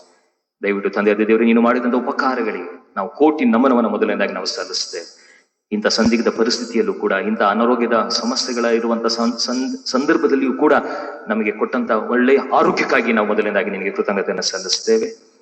ಮಾತ್ರವಲ್ಲದೆ ನೀನು ಕೊಡಲ್ಪಟ್ಟಂತ ಎಲ್ಲಾ ಕೆಲಸ ಕಾರ್ಯಗಳಿಗಾಗಿ ನಾವು ಕೃತಜ್ಞತೆಯನ್ನು ಸಲ್ಲಿಸ್ತೇವೆ. ಕೊಡಲ್ಪಟ್ಟಂತ ಎಲ್ಲಾ ನೆಮ್ಮದಿ, ಶಾಂತಿ, ಸಮಾಧಾನಕ್ಕಾಗಿ ನಾವು ಕೃತಜ್ಞತೆಯನ್ನು ಸಲ್ಲಿಸ್ತೇವೆ. ನಮಸ್ತೆ ಸ್ವಾಮಿ. ಈ ತರ ಜನರು, ನಿನ್ನನ್ನು ಕಂಡುಕೊಳ್ಳದೇ ಇರುವಂತಹ ಜನರು, ಅಯ್ಯೋ ಇಂಥ ಪರಿಸ್ಥಿತಿಗೆ ನಾವು ಸಿಕ್ಕಿ ಹಾಕಿಕೊಳ್ತಿರುವ ಎಂಬ ಪ್ರಾಣ ಭಯದಲ್ಲಿ ಲೋಕದಲ್ಲಿ ಜೀವಿಸುವಂತರಾಗಿದ್ದಾರೆ ಸ್ವಾಮಿ. ಆದ್ರೆ ನಮಗಾದರೂ ಅಯ್ಯೋ ನನ್ನ ಸ್ವಾಮಿ ನನ್ನ ಸಂಗಡ ಇದ್ದಾನೆ ಎಂಬ ದೃಢ ವಿಶ್ವಾಸದಲ್ಲಿ, ನಂಬಿಕೆಯಲ್ಲಿ ನಾವು ಜೀವಿಸುವಂತವರಾಗಿದ್ದೇವೆ ಸ್ವಾಮಿ. ಹೌದು ಸ್ವಾಮಿ, ನೀನು ನಮ್ಮ ಜೊತೆಗಿದ್ದೀಯಲ್ಲ ಎಂಬ ಒಂದು ಸಂತೋಷದಲ್ಲಿ ನಾವು ಲೋಕದಲ್ಲಿ ಜೀವನ ಮಾಡುವಂತವರಾಗಿದೆ. ಕೊಟ್ಟಂತ ಆ ಆಶೀರ್ವಾದಕ್ಕಾಗಿ ಕೂಡ ಸ್ತೋತ್ರ. ನೀನ ಒಬ್ಬನೇ ಮಗನನ್ನ ಲೋಕಕ್ಕೆ ಕಳಿಸಿಕೊಟ್ಟಿದೆಯಲ್ಲ ಸ್ವಾಮಿ, ಅದಕ್ಕಿಂತ ಮಿಗಿಲಾದಂತಹ ಆಶೀರ್ವಾದ ಮತ್ತೊಂದಿಲ್ಲ ಸ್ವಾಮಿ. ಆ ಆಶೀರ್ವಾದಕ್ಕಾಗಿ ನಿನ್ಗೆ ಕೃತಜ್ಞತೆಯನ್ನು ಸಲ್ಲಿಸ್ತೇವೆ. ಮತ್ತೊಳಗೆ ತಂದೆಯವರೇ, ನಮ್ಮಿಂದ ನೀನು ಬಯಸುವಂಥದ್ದು 1/10 ಭಾಗ ಮಾತ್ರ. ಅದನ್ನು ಸರಿಯಾದ ರೀತಿಯಲ್ಲಿ ನಾವು ದೇವರಿಗೆ ಸಮರ್ಪಿಸುವಂತ ಮನಸ್ಸನ್ನ ನಮಗೆ ದಯಪಾಲಿಸಿಕೊಡು. ಇಷ್ಟು ದಿವಸ ಕಾರ್ಯಗಳನ್ನ ಸರಿಯಾದ ರೀತಿಯಲ್ಲಿ ಮಾಡದೇ ಇದ್ದರೆ ದಯವಿಟ್ಟು ನಮ್ಮನ್ನ ಕ್ಷಮಿಸು. ಇನ್ನು ಮುಂದಿನ ದಿವಸಗಳಲ್ಲಾದರೂ ಆ ಒಂದು ಕಾರ್ಯಗಳನ್ನ ನಾವು ಸರಿಯಾದ ರೀತಿಯಲ್ಲಿ ಮಾಡಿ ನಿನ್ನ ಮೆಚ್ಚಿಕೆ ಬರುವ ರೀತಿಯಲ್ಲಿ ನಾವು ಲೋಕದಲ್ಲಿ ಜೀವನ ಮಾಡಲಿಕ್ಕೆ ಒಂದು ಕೃಪೆಗೆ ನಮ್ಮನ್ನು ನಡೆಸಿ. ಮಾತ್ರವಲ್ಲದೆ ಅಕ್ಕಪಕ್ಕದಲ್ಲಿರುವಂತಹ ನೆರೆಹೊರೆಯವರನ್ನ ಮತ್ತು ಕಷ್ಟದಲ್ಲಿರುವಂತರವನ್ನ, ಸಂಕಟದಲ್ಲಿರುವಂತರವನ್ನ, ಬಡವರನ್ನ, ಬಲ್ಲಿದರನ್ನ, ದಿಕ್ಕಿಲ್ಲದವರನ್ನ, ಅನಾಥರನ್ನ, ಅವರೆಲ್ಲರಿಗೆ ನಾವು ತಂದೆಯ ದೇವರೇ ಸಹಾಯ ಮಾಡಿರಿ ಎಂಬುದಾಗಿ ನಿನ್ನ ವಾಕ್ಯದಲ್ಲಿ ಕೊಡಲ್ಪಟ್ಟಿದೆ ಸ್ವಾಮಿ. ಆ ಕಾರ್ಯಗಳನ್ನ ಮಾಡಲು ನಮ್ಮ ಮನಸ್ಸುಗಳನ್ನ ನೀನು ತೆರೆಯ ಮಾಡು. ಯಾವುದೇ ಕಾರಣ ಕೂಡ ಸೈತಾನನು ಅದನ್ನ ಬಚ್ಚಿಟ್ಟು ನಮ್ಮನ್ನ ಕಟ್ಟಿ ಹಾಕಿ ನಾವು ನಿನ್ನ ವಿರುದ್ಧವಾಗಿ ಕಾರ್ಯಗಳನ್ನ ಮಾಡುವ ಹಾಗೆ ಆತನು ಮಾಡುವಂತನಾಗಿದ್ದಾನೆ. ಆದರೆ ಎಲ್ಲಾ ಸೈತಾನನ ಶೋಧನೆಯಿಂದ ನಮ್ಮನ್ನ ಬಿಡಿಸು ಸ್ವಾಮಿ. ಉತ್ತಮವಾದಂತ ರೀತಿ ನಿನ್ನ ವಾಕ್ಯಕ್ಕೆ ಅನುಸಾರವಾಗಿ ನಾವು ಹೇಗೆ ಜೀವನ ಮಾಡಬೇಕೋ ಆ ರೀತಿಯಾಗಿ ಜೀವಿಸಲು ನಮಗೆ ಬೇಕಾದಂತ ಸಕಲ ದಿವ್ಯ ಆಶೀರ್ವಾದನ ದಯಪಾಲಿಸಿಕೊಡು ಸ್ವಾಮಿ. ವಾಕ್ಯಗಳನ್ನ ನಾವು ಕೇಳಿಸ್ಕೊಂಡಿದ್ದೇವೆ. ವಾಕ್ಯಗಳನ್ನ ನಾವು ಹಾಗೆ ಬಿಟ್ಟು ಬಿಡದೆ ನಮ್ಮ ಮನಸ್ಸಿನಲ್ಲಿ ಇಟ್ಟುಕೊಂಡು ವಾಕ್ಯಕ್ಕೆ ಅನುಸಾರವಾಗಿ ಲೋಕದಲ್ಲಿ ಜೀವನವನ್ನು ಮಾಡಿ ನೀನು 2ನೇ ಬಾರಿ ಬರುವಾಗ ನಮ್ಮೆಲ್ಲರನ್ನ ನೀನು ನೋಡುವಾಗ, ಹೌದು ಬಲ ನಂಬಿಗಸ್ತನಾದ ಒಳ್ಳೆ ಆಳು ನೀನು, ನನ್ನ ಸೌಭಾಗ್ಯದಲ್ಲಿ ನೀನು ಸೇರು ಎಂಬುದಾಗಿ ನೀನು ಹೇಳುವಂತ ಆ ಒಂದು ವಾಣಿಯನ್ನ ಕೇಳಿಸ್ಕೊಳ್ಳುವಂತ ಒಂದು ವಿಶೇಷವಾದಂತಹ ಆಶೀರ್ವಾದಕ್ಕೆ ನಮ್ಮನ್ನ ನಡೆಸು ಸ್ವಾಮಿ. ಅದರಿಂದ ತಂದೆಯವರು, ಇಡೀ ನಮ್ಮ ಸಭೆಯಲ್ಲಿರುವಂತಹ ಪ್ರತಿಯೊಬ್ಬ ಸದಸ್ಯರನ್ನ, ಬಾರದಿರುವಂತಹ ಸದಸ್ಯರನ್ನ, ಆನ್ಲೈನ್ ಮೂಲಕ ನೋಡುತ್ತಿರುವಂತಹ ಇತರ ಸಭೆಯ ಸದಸ್ಯರುಗಳು, ನಮ್ಮ ಸಭೆಯ ಸದಸ್ಯರನ್ನ ನಮ್ಮಲ್ಲಿ ಜ್ಞಾಪಿಸಿಕೊಳ್ತೇವೆ. ಪ್ರತಿಯೊಬ್ಬೊಬ್ಬರು ಕೂಡ ಈ ಒಂದು ವಾಕ್ಯಕ್ಕೆ ಅನುಸಾರವಾಗಿ ಜೀವಿಸಲು ಅವರಿಗೆ ಬೇಕಾದಂತಹ ಸಕಲ ದಿವ್ಯ ಆಶೀರ್ವಾದನ ದಯಪಾಲಿಸಿಕೊಡು ಎಂಬುದಾಗಿ ಯೇಸು ಸ್ವಾಮಿಯವರ ಮೊದಲ ನಾಮದಲ್ಲಿ ಬೇಡಿಕೊಳ್ಳುತ್ತೇವೆ. ಆಮೆನ್.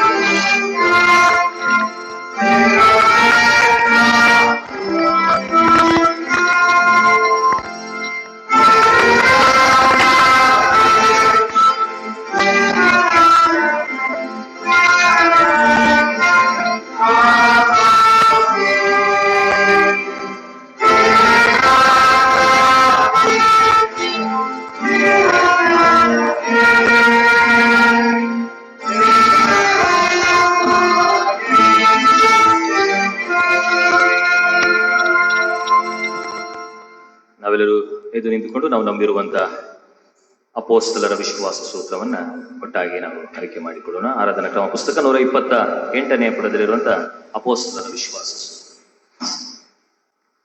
ಪರಲೋಕ ಭೂಲೋಕಗಳನ್ನು ಸೃಷ್ಟಿಸಿದ ಸರ್ವಶಕ್ತನಾಗಿರುವ ತಂದೆಯಾದ ದೇವರನ್ನು ನಂಬುತ್ತೇನೆ. ಆತನ ಏಕಕುಮಾರನಾಗಿರುವ ಪ್ರಭು ಯೇಸು ಕ್ರಿಸ್ತನನ್ನು ನಂಬುತ್ತೇನೆ. ಇದರ ಪರಿಶುದ್ಧಾತ್ಮನಿಂದ ಕನ್ಯಾ ಮಗಳ ಗರ್ಭದಲ್ಲಿ ಧರಿಸಲ್ಪಟ್ಟು, ಆಕೆಯಲ್ಲಿ ಹುಟ್ಟಿ, ಪೊಂತಿ ಪಿಲಾತನ ಅಧಿಪತಿಯಲ್ಲಿ ಶ್ರಮೆ ಹೊಂದಿ, ಶಿಲುಬೆಗೆ ಜಡಿಯಲ್ಪಟ್ಟು, ಸತ್ತು ಹೂಣಲ್ಪಟ್ಟು, ಪಾತಾಳಕ್ಕೆ ಇಳಿದು 3ನೇ ದಿವಸದಲ್ಲಿ ಸತ್ತವರೊಳಗಿದೆ ಪರಲೋಕಕ್ಕೆ ಏರಿಕೊಂಡು ಸರ್ವಶಕ್ತನಾಗಿರುವ ತಂದೆ ದೇವರ ಪಾರ್ಶ್ವದಲ್ಲಿ ಕುಳಿತುಕೊಳ್ಳುತ್ತಾರೆ. ಈತನಲ್ಲಿಂದ ಬಂದು ಬದುಕಿರುವರು ಸತ್ತವರಿಗೆ ನ್ಯಾಯ ತೀರಿಸುವನೆಂಬುದನ್ನು ನಂಬುತ್ತೇನೆ. ನಾನು ಪರಿಶುದ್ಧಾತ್ಮನನ್ನು ನಂಬುತ್ತೇನೆ. ಒಂದೇ ಪರಿಶುದ್ಧ ಕ್ರೈಸ್ತ ಸಭೆ, ಭಕ್ತರ ಅನ್ಯೋನ್ಯತೆಯು, ಪಾಪದ ಪರಿಹಾರವು, ದೇಹದ ಪುನರುತ್ಥಾನ, ನಿತ್ಯ ಜೀವವು ಉಂಟೆಂಬುದನ್ನು ನಂಬುತ್ತೇನೆ. ಸಭೆಯಲ್ಲಿ ಕುಳಿತುಕೊಳ್ಳಿರಿ. ಈಗ ಅಮ್ಮನವರಿಂದ ಮತ್ತು ಎಸ್ತರ್ ಅವರಿಂದ ಒಂದು ವಿಶೇಷ ಗೀತೆಯನ್ನ ನಾವು ಕೇಳಿಸ್ಕೊಳ್ಳೋಣ.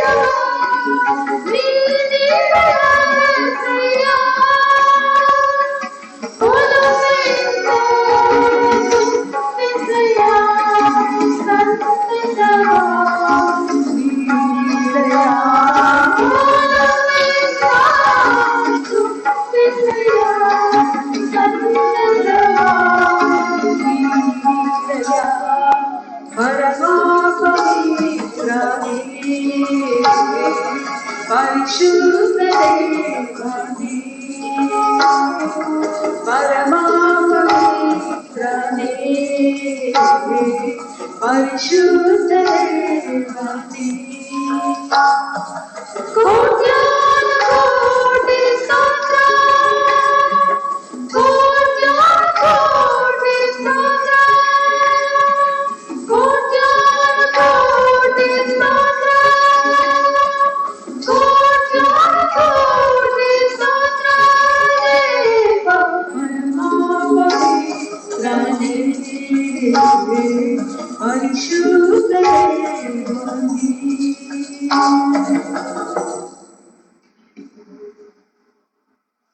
ಉತ್ತಮ ರೀತಿಯಲ್ಲಿ ಹಾಡಿದಂತ ಅಮ್ಮನವರಿಗೆ ಮತ್ತು ಎಸ್ ಅವರಿಗೆ ನಾವು ವಂದನೆಯನ್ನ ಸಲ್ಲಿಸುತ್ತೇವೆ. ಈಗ ಸಭೆಗೆ ತಿಳಿಸಬೇಕಾದಂತ ಪ್ರಕಟಣೆಗಳನ್ನ ನಾವು ಕೇಳಿಸಿಕೊಳ್ಳೋಣ.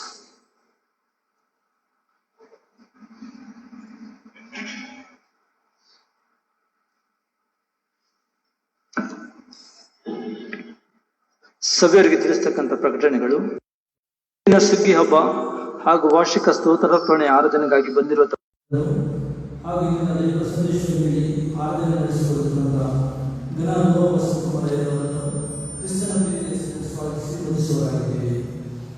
ಈ ವಾರದಲ್ಲಿ ನಮ್ಮ ಜನ್ಮದಿನವನ್ನು ಎದುರುಗೊಳ್ಳುತ್ತಿರುವಂಥ ನಮ್ಮ ಸಭೆಗಳು ಶ್ರೀ ಪಿ ಗೋಪಾಲ್ ರಾವ್, ಶ್ರೀಮತಿ ಡಿ ವಿಮಲಾ ಕುಮಾರಿ, ಕುಮಾರ್ ಕೃಷ್ಣ ಪವರ್, ಕುಮಾರಿ ಅಪೂರ್ವ ಪ್ರಸನ್ನ, ಶ್ರೀ ಮಾರ್ಟಿನ್ ವಿನಾಯಕರ್, ಶ್ರೀಮತಿ ಕೆ ಪುಷ್ಪ, श्रीमती दिशा श्रुति फर्नांडिस, श्री सावन जस्टिन, श्री एन जोल मनोहर राज, श्री शेखर राज, श्रीमती रोचना एस रोशन, श्रीमती ज्योति, श्री एम के राजन, श्री ए वरप्रसाद, कुमार और दिनकर, श्री हैरी जॉनसन ಮತ್ತು ಕುಮಾರ್ ಈತನ ಸಂದೇಶ ಜೋಡಿಗಳು. ಈ ವಾರದಲ್ಲಿ ತಮ್ಮ ವಿವಾಹ ವರ್ಷೋತ್ಸವದಲ್ಲಿ ನೋಡುತ್ತಿರುವಂಥ ನಮ್ಮ ಸಭಾಪತಿಗಳು ಶ್ರೀಮತಿ ವೀಣಾ ಕುಮಾರಿ ಹಾಗೂ ಶ್ರೀ ಪಿ ಟಿ ರವೀಂದ್ರ, ಶ್ರೀಮತಿ ಸುಜಾತ ಜಯಮಾಲ ಹಾಗೂ ಶ್ರೀ ಸ್ಟೀಫನ್ ಸದಾನಂದ ಶೇಖರ್, ಶ್ರೀಮತಿ ಸ್ವೀಟಿ ಹಾಗೂ ಶ್ರೀ ಎನ್ ಆರ್ ಸಾಗರ್, ಶ್ರೀಮತಿ ಲಕ್ಷ್ಮೀ ಸುಮನ್ ಮತ್ತು ಶ್ರೀ ಜಾನ್ ಜಯಪ್ರಕಾಶ್, ಶ್ರೀಮತಿ ಜೆಸ್ಸಿ ಅಮರ್ಜ್ಯೋತಿ ಹಾಗೂ ಶ್ರೀ ಪಿ ಜೆ ಎ ಆಶೀರ್ವಾದ, ಶ್ರೀಮತಿ ಎಸ್ ಮಾಲತಿ ಹಾಗೂ ಶ್ರೀ ಜಿ ವಿಜಯಕುಮಾರ್, ಶ್ರೀಮತಿ ಉಮಾ ಹಾಗೂ ಶ್ರೀ ಎಸ್ ಎ ದೇವಪ್ರಸಾದ್, ಶ್ರೀಮತಿ ಸ್ನೇಹಲತಾ ಹಾಗೂ ಶ್ರೀ ಜೆ ಅರುಣ್ ಕುಮಾರ್ ಅವರುಗಳು ಮತ್ತು ಶ್ರೀಮತಿ ಸ್ಟೆಲ್ಲಾ ಮೇರೆ ಮತ್ತು ಶ್ರೀ ಇಮಾನುವೇಲ್ ಪ್ರಸನ್ನ ಕುಮಾರ್ ಅವರುಗಳು. ಇವರೆಲ್ಲರೂ ತಂದೆ ದೇವರು ಇನ್ನು ಮುಂದಿನ ದಿನಗಳಲ್ಲಿ ಹೆಚ್ಚಾಗಿ ಆಶೀರ್ವದಿಸಿದ ಸಭೆಯಾಗಿ ಹಾರೈಸುವವರಾಗಿದ್ದೇವೆ.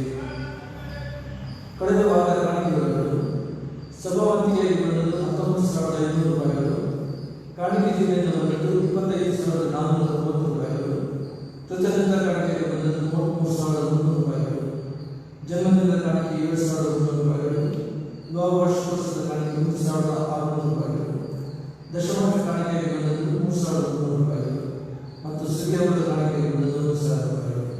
ಹೀಗೆ ಕಳೆದ ವರ್ಷದ ಕಾಣಿಕೆ 91,490 ರೂಪಾಯಿಗಳು.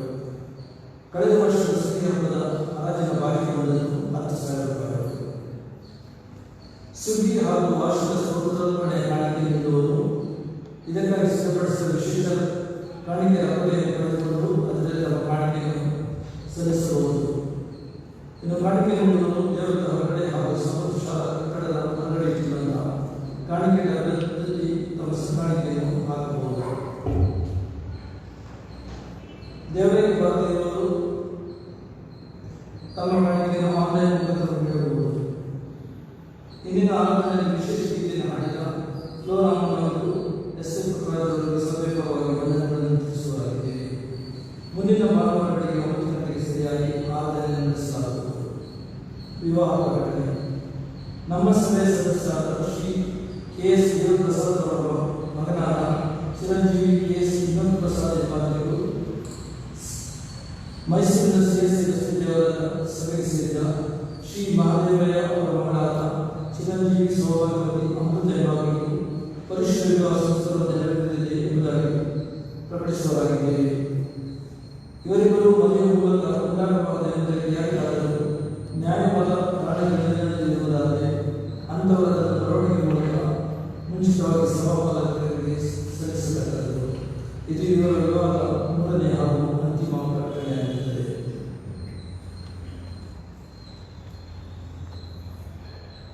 ಕಳೆದ 2 ವಾರಗಳಲ್ಲಿ ನಾವು ಪ್ರಕಟಿಸಿದ ಹಾಗೆ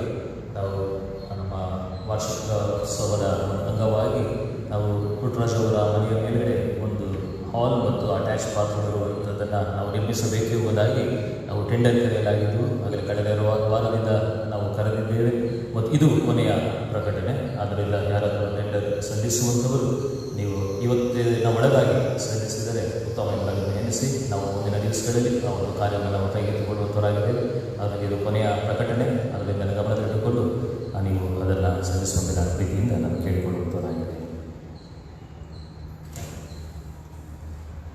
ಕಳೆದ ವಾರಗಳಲ್ಲಿ ಜನ್ಮದಿನವನ್ನು ಕಂಡಂಥವರಿಗಾಗಿ ಮತ್ತು ವಿವಾಹ ವಾರ್ಷಿಕೋತ್ಸವವನ್ನು ಕಂಡಂಥವರಿಗಾಗಿ ಮತ್ತು ದೇವರು ಮಾಡಿದ ಉಪಕಾರವನ್ನು ಸಲ್ಲಿಸಿ ಕೃತಜ್ಞತಾ ಭಾವದಿಂದ ಕೃತಜ್ಞತಾ ಕಾಣಿಕೆಯನ್ನು ಕೊಟ್ಟಂಥವರಿಗೋಸ್ಕರವಾಗಿ ನಮ್ಮ ಸಭೆಯ ಎಲ್ಲ ಸದಸ್ಯರಿಗೆ ಮತ್ತು ನಮ್ಮ ರಾಜ್ಯ, ನಮ್ಮ ದೇಶ, ನಮ್ಮ ಪಂಚಾಯತ್ ಪ್ರತಿಯೊಬ್ಬ ಸದಸ್ಯರಿಗೆ ದೇವರು ವಿಶೇಷವಾದ ರೀತಿಯಲ್ಲಿ ನೆಮ್ಮದಿ, ಶಾಂತಿ, ಸಮಾಧಾನ ಕೊಡಲಿ ಎಂಬುದಾಗಿ ಪ್ರಾರ್ಥನೆ ಮಾಡುವಂಥ ಸಮಯ ಪ್ರಾರ್ಥನಾ ಸಮಯ. ಪ್ರಾರ್ಥನೆ. ಜನ್ಮದಿನವನ್ನು ಮತ್ತು ವಿವಾಹ ವಾರ್ಷಿಕೋತ್ಸವವನ್ನು ಕಂಡಂಥ ಸದಸ್ಯರು ಇರುವಂಥ ಸ್ಥಳದಲ್ಲಿ ನಿಂತುಕೊಳ್ಳುವಂತೆ ನಾನು ಕೇಳಿದ್ದೇನೆ. ಪರಿಶುದ್ಧನಾದಂಥ ಸರ್ವಶಕ್ತನಾದ ತಂದೆ ದೇವರಿಗೆ ನನ್ನಂತ ಸ್ತೋತ್ರವಾಗಿಸುವ ತಂದೆ ದೇವರಿಗೆ ಮಾಡಿದ ಉಪಕಾರಗಳನ್ನು ಎನಿಸಿಕೊಳ್ಳದ ಭಾವದಿಂದ ಕಾಣಿಕೆಯನ್ನು ಕೊಟ್ಟಂಥ ನಿನ್ನ ಮಕ್ಕಳನ್ನು ನಿಮ್ಮನ್ನೆಲ್ಲ ಆರಿಸಿಕೊಳ್ಳುತ್ತೇವೆ. ಆ ಒಂದು ಕುಟುಂಬಗಳನ್ನು ನೀವು ಆಶೀರ್ವದಿಸಿ ಬಲಪಡಿಸಿ ಅವರಿಗೆ ಕೊಡಲ್ಪಟ್ಟದೆಲ್ಲ ಆಶೀರ್ವಾದಗಳನ್ನು ಸ್ತೋತ್ರ ಸ್ವಾಮಿ. ಅದನ್ನು ನೆನೆಸಿ ಅವರು ಬರಿಗರಿಯಲ್ಲಿ ಬಾರದೆ ಕೃತಜ್ಞತಾ ಭಾವದಿಂದ ಕೃತಜ್ಞತಾ ಕಾಣಿಕೆಯನ್ನು ಅವರು ಸಮರ್ಪಿಸಿದ್ದಾರೆ. ಸಮರ್ಪಿಸಿದ ಎಲ್ಲ ಕಾಣಿಕೆಗಳನ್ನು ನೀವು ಆಶೀರ್ವದಿಸಿ ಬಲಪಡಿಸಿ ನಿಮ್ಮ ಸೇವೆಗೋಸ್ಕರವಾಗಿ ಅದನ್ನು ಉಪಯೋಗ ಮಾಡಿಕೊಳ್ಳಲಿ ಎಂದು ಬೇಡಿಕೊಳ್ಳುತ್ತೇವೆ. ಮತ್ತು ಯಾರೆಲ್ಲ ಜನ್ಮದಿನವನ್ನು ಕಂಡಂಥವರಾಗಿರುವವರೆಲ್ಲ ಸಹೋದರ ಸಹೋದರಿಗೆ ನಮ್ಮನ್ನು ನಾಮಿಸಿಕೊಳ್ಳುತ್ತೇವೆ. ಅವರನ್ನು ಅವರು ಮಾಡುವ ಕೆಲಸ ಕಾರ್ಯಗಳನ್ನು, ಅವರ ಹೋಗುವ ಬರುಳುಗಳನ್ನು ನೀನು ಆಶೀರ್ವಾದ ಮಾಡಿರಿ ಸ್ವಾಮಿ. ಕಳೆದ ವರ್ಷಕ್ಕಿಂತ ಇನ್ನೂ ಹೆಚ್ಚಿನ ರೀತಿಯಲ್ಲಿ ಒಂದು ನೂತನವಾದ ವರ್ಷದಲ್ಲಿ ಅವರಿಗೆ ಬೇಕಾದಂಥ ಜ್ಞಾನ, ಬಲ, ಶಕ್ತಿ, ಒಳ್ಳೆಯ ಆರೋಗ್ಯವನ್ನು ನೀವು ದಯಪಾಲಿಸುವ ಕೈಯಲ್ಲಿ ನಡೆಸಿ ಎಂಬುದನ್ನು ಸಂಘದಲ್ಲಿ ಬೇಡಿಕೊಳ್ಳುತ್ತೇವೆ. ಮತ್ತು ಯಾರೆಲ್ಲ ವಿವಾಹ ವಾರ್ಷಿಕೋತ್ಸವವನ್ನು ಕಂಡಿದ್ದಾರೋ ಅವರನ್ನು ನೀನು ನಮ್ಮನ್ನು ನಾಮಿಸಿಕೊಳ್ಳುತ್ತೇವೆ. ಅವರ ಕುಟುಂಬಗಳನ್ನು ನೀವು ಆಶೀರ್ವಾದ ಮಾಡಿರಿ.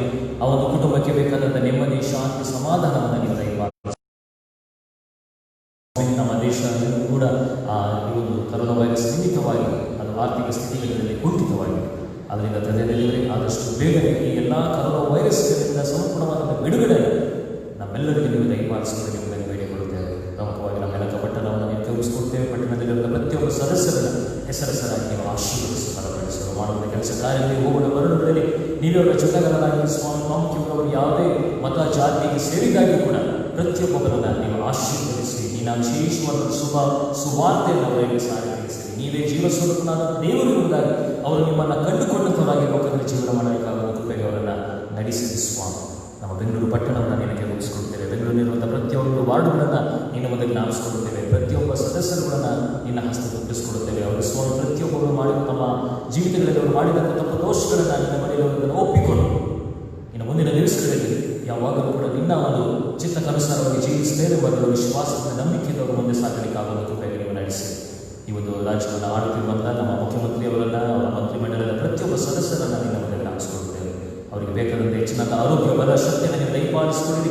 ಆ ಮೂಲಕವಾಗಿ ಉತ್ತಮವಾದಂಥ ಆಳ್ವಿಕೆಯನ್ನು ನಾನು ದೇಶದ ಈ ಒಂದು ರಾಜ್ಯದಲ್ಲಿ ನೀಡಲಿಕ್ಕಾಗುವ ಕೃಪೆಗೆ ಅವರನ್ನು ನಡೆಸಿ ನಮ್ಮ ದೇಶದಲ್ಲಿರುವ ಪ್ರತಿಯೊಂದು ಸ್ಟೇಟ್ಗಳನ್ನು ನೀವು ಮೊದಲು ನಾಮಿಸಿಕೊಳ್ಳುತ್ತೇವೆ. ಪ್ರತಿಯೊಂದು ರಾಜ್ಯಗಳನ್ನು ಹೆಸರಸರಾಗಿ ನೀವು ಆಶೀರ್ವದಿಸಿ ಬಲಪಡಿಸಿ ಸ್ವಾಮಿ. ಪ್ರಾಮುಖ್ಯವಾಗಿ ನಮ್ಮ ಪ್ರಧಾನಮಂತ್ರಿಯವರನ್ನು, ಹೋಮ್ ಮಿನಿಸ್ಟರ್ನ ನೀವು ಮೊದಲು ನಾಮಿಸಿಕೊಳ್ಳುತ್ತೇವೆ. ತಂದೆ ದೇವರಿಗೆ ನಿಮ್ಮ ಪ್ರೀತಿಯನ್ನು, ಕರುಣೆಯನ್ನು ಅವರಿಗೆ ತೋರ್ಪಡಿಸಿ ಸ್ವಾಮಿ. ಅವರು ನಿನ್ನನ್ನು ಕಂಡುಕೊಳ್ಳುವುದರ ಮೂಲಕವಾಗಿ ಇನ್ನು ಉತ್ತಮವಾದಂಥ ಸೇವಾ ಕಾರ್ಯಗಳನ್ನು ನಮ್ಮ ದೇಶದಲ್ಲಿ ಅವರು ಮಾಡಲಿಕ್ಕಾಗುವ ಕೃಪೆಗೆ ಅವರಿಗೆ ಬೇಕಾದಂಥ ಜ್ಞಾನ, ಬಲ, ಶಕ್ತಿ, ಒಳ್ಳೆಯ ಆರೋಗ್ಯವನ್ನು ದಯಪಾಲಿಸುವ ಸ್ವಾಮಿ. ಯಾವಾಗಲೂ ಕೂಡ ನಿನ್ನನ್ನು ಸ್ಮರಿಸಿದ ಕೊಂಡಾಡಲು ಜೀವಿಸಲಿಕ್ಕಾಗುವ ಕೃಪೆಗೆ ಅವರನ್ನು ನಡೆಸಿರಿ. ಮಾತುಗಳಲ್ಲಿ ತಂದೆಯಲ್ಲಿ ಅವರ ಸಂಸದರೆಲ್ಲರನ್ನು ನಿನ್ನನ್ನು ನಾಮಿಸಿಕೊಡ್ತೀವಿ. ಎಲ್ಲರೂ ಕೂಡ ಸರಿಯಾದ ನಿರ್ಧಾರಗಳನ್ನು ತೆಗೆದುಕೊಳ್ಳುವ ಜ್ಞಾನವನ್ನು ಅವರಿಗೆ ದಯಪಾಲಿಸಿಕೊಡಿ. ಮಾತುಗಳಲ್ಲಿ ವಿಶೇಷವಾಗಿ ನಮ್ಮ ಸಭೆಯ ಎಲ್ಲ ಸದಸ್ಯರುಗಳಲ್ಲಿ ನಮಗೆ ನಾಮಿಸಿಕೊಡ್ತೀವಿ. ಪುರುಷರನ್ನು, ಮಹಿಳೆಯರನ್ನು, ಯವನಸ್ಥರನ್ನು, ಚಿಕ್ಕ ಮಕ್ಕಳನ್ನು ಮತ್ತು ಹಿರಿಯ ಸದಸ್ಯರನ್ನು ನಮಗೆ ನಾಮಿಸಿಕೊಡ್ತೀವಿ. ಪ್ರತಿಯೊಬ್ಬ ವರ್ಗದಲ್ಲಿ ನಿಮ್ಮ ಕೃಪೆಗೆ ಸ್ವಾಮಿ. ವಿಶೇಷವಾಗಿ ಹಿರಿಯ ಸದಸ್ಯರು ಮತ್ತು ಮಕ್ಕಳಿಗೂ ಕೂಡ ಆಲಯಕ್ಕೆ ಬಂದು ಸಂತೋಷದಿಂದ ಸ್ವಾತಂತ್ರ್ಯದಿಂದ ನೀನು ಸ್ಮರಿಸಲು ಸಾಧ್ಯವಾಗುತ್ತಿಲ್ಲ ಸ್ವಾಮಿ. ಇದಕ್ಕೆ ಕಾರಣ ಕರ್ಮ ವಯಸ್ಸಿನ ಮತ್ತೊಂದು ಸ್ವಾತಂತ್ರ್ಯದಿಂದ ಆದಷ್ಟು ಬೇಗನೆ ಅದನ್ನು ಸಂಪೂರ್ಣವಾದಂಥ ರೀತಿಯಲ್ಲಿ ನೀವು ನಿಷ್ಕ್ರಿಯಗೊಳಿಸಿ ಹಿರಿಯ ಸದಸ್ಯರು ಮತ್ತು ಮಕ್ಕಳು ಕೂಡ ನಿನ್ನ ಆಲಯದಲ್ಲಿ ಬಂದು ನೀನನ್ನು ಸ್ತುತಿಸಿ ನಿನ್ನನ್ನು ಕೊಂಡಾಡಲಿಕ್ಕಾಗುವ ಒಂದು ಮನಸ್ಸನ್ನು ನೀವು ಅವರಿಗೆ ದಯಪಾಲಿಸಿಕೊಳ್ಳುವುದು. ವಿಶೇಷವಾಗಿ ತಂದೆಯಲ್ಲಿ ನಮ್ಮ ಮಕ್ಕಳಿಗೋಸ್ಕರ ಬೇಡಿಕೊಳ್ಳುತ್ತೇವೆ ಸ್ವಾಮಿ. ಕೆಲವು ಸಂದರ್ಭಗಳಲ್ಲಿ ತಂದೆಯಲ್ಲಿ ರಾಜ್ಯ ಸರ್ಕಾರ ಅಥವಾ ಕೇಂದ್ರ ಸರ್ಕಾರಗಳು ಶಾಲೆಗಳನ್ನು ಓಪನ್ ಮಾಡಬೇಕು ಬೇಡುವ ಎಂಬ ಒಂದು ಗೊಂದಲದಲ್ಲಿದ್ದಾರೆ ಸ್ವಾಮಿ. ಆದರೆ ತಂದೆಯವರೇ ನಮಗೆ ವಿಶೇಷವಾಗಿ ನಮ್ಮ ಮಕ್ಕಳ ಪ್ರಾಣ ಪ್ರಾಮುಖ್ಯವಾದಂಥದ್ದಾಗಿದೆ. ಅದರಿಂದ ತಂದೆ ದೇವರೇ ಮಕ್ಕಳನ್ನು ಸಂಪೂರ್ಣವಾಗಿ ನಿನ್ನ ಹಸ್ತಕ್ಕೆ ಒಪ್ಪಿಸಿಕೊಡುತ್ತೇವೆ. ನಿನ್ನ ಅಂಗೈಗಳಲ್ಲಿ ನೀವು ಚಿತ್ರಿಸಿಕೊಳ್ಳಿರಿ. ಯಾವುದೇ ಸಮಸ್ಯೆಗಳು, ಯಾವುದೇ ತೊಂದರೆಗಳು ತೆಗೆದುಕೊಳ್ಳುವ ನಿರ್ಧಾರದಿಂದ ನಮ್ಮ ಮಕ್ಕಳಿಗೆ ಅದು ಆಪತ್ತು ಬಾರದಿರುವ ಹಾಗೆ ನೋಡಿಕೊಳ್ಳಿರುವುದನ್ನು ಬೇಡಿಕೊಳ್ಳುತ್ತೇವೆ. ಅದರಿಂದ ಅವರು ತೆಗೆದುಕೊಳ್ಳುವ ಅಧಿಕಾರಿಗಳ ಮನಸ್ಸಿನಲ್ಲಿ ನೀವು ಮಾತನಾಡಿಸುವ ಇನ್ನೂ ಸದ್ಯದ ಪರಿಸ್ಥಿತಿಯಲ್ಲಿ ಯಾವುದೇ ಕಾರಣಕ್ಕೂ ಶಾಲೆಗಳನ್ನು ಓಪನ್ ಮಾಡದಿರುವ ಹಾಗೆ ನೋಡಿಕೊಳ್ಳುವುದನ್ನು ಬೇಡಿಕೊಳ್ಳುತ್ತೇವೆ. ಮಾತನಾಡುತ್ತದೆ ಸಂಘಟನೆ ವಿಶೇಷವಾಗಿ ಆಲಯಕ್ಕೆ ವಾರದಿಂದ ಸದಸ್ಯರಿಗೋಸ್ಕರ ಬೇಡಿಕೊಳ್ಳುತ್ತೇವೆ. ಹಲವಾರು ಜನರು ಅನುಭವದಿಂದ ಬರುತ್ತಿದ್ದಾರೆ. ವಿಶೇಷವಾಗಿ ಸುರೇಶ್ ದಯಾನಂದ ಅಂಕಲ್ ಅವರನ್ನು ಮತ್ತು ಎಲಿಸ್ಬೆತ್ ಅವರನ್ನು ನಿನಗೆ ಒಪ್ಪಿಸಿಕೊಡುತ್ತೇವೆ. ತಂದೆ ಇನ್ನೂ ಹೆಚ್ಚಿನ ಆರೋಗ್ಯ ಬಲಶಕ್ತಿಯನ್ನು ದಯಪಾಲಿಸಿಕೊಳ್ಳಿ ಸ್ವಾಮಿ. ಆದಷ್ಟು ಬೇಗ ಅವರು ಸಂಪೂರ್ಣವಾಗಿ ಗುಣ ಹೊಂದಿ ಮುಂದಿನ ದಿವಸದಲ್ಲಿ ನಾನೇ ಬಂದು ನಿನ್ನ ಸ್ಮರಿಸಿ ನನ್ನ ಕೊಂಡಲ್ಲಿ ಕೃಪೆಗೆ ಅವರನ್ನು ನಡೆಸಲಿರುವುದಾಗಿ ಬೇಡಿಕೊಳ್ಳುತ್ತೇವೆ. ಇನ್ನು ಯಾರ್ಯಾರು ಆರೋಗ್ಯದಿಂದ ಬಳಲುತ್ತಿದ್ದವೆಲ್ಲರನ್ನು ನಾನೇ ಕಾಣಿಸಿಕೊಳ್ಳುತ್ತೇವೆ. ಆರೋಗ್ಯದಾಯಕರು ನೀನಾಗಿದೆ. ಬೇಡಿಕೊಳ್ಳುವ ಪ್ರತಿಯೊಬ್ಬರಿಗೂ ಕೂಡ ಆರೋಗ್ಯವನ್ನು ನೀಡಲು ಶಕ್ತನಾದಂಥವರು ನೀನಾಗಿದೆ.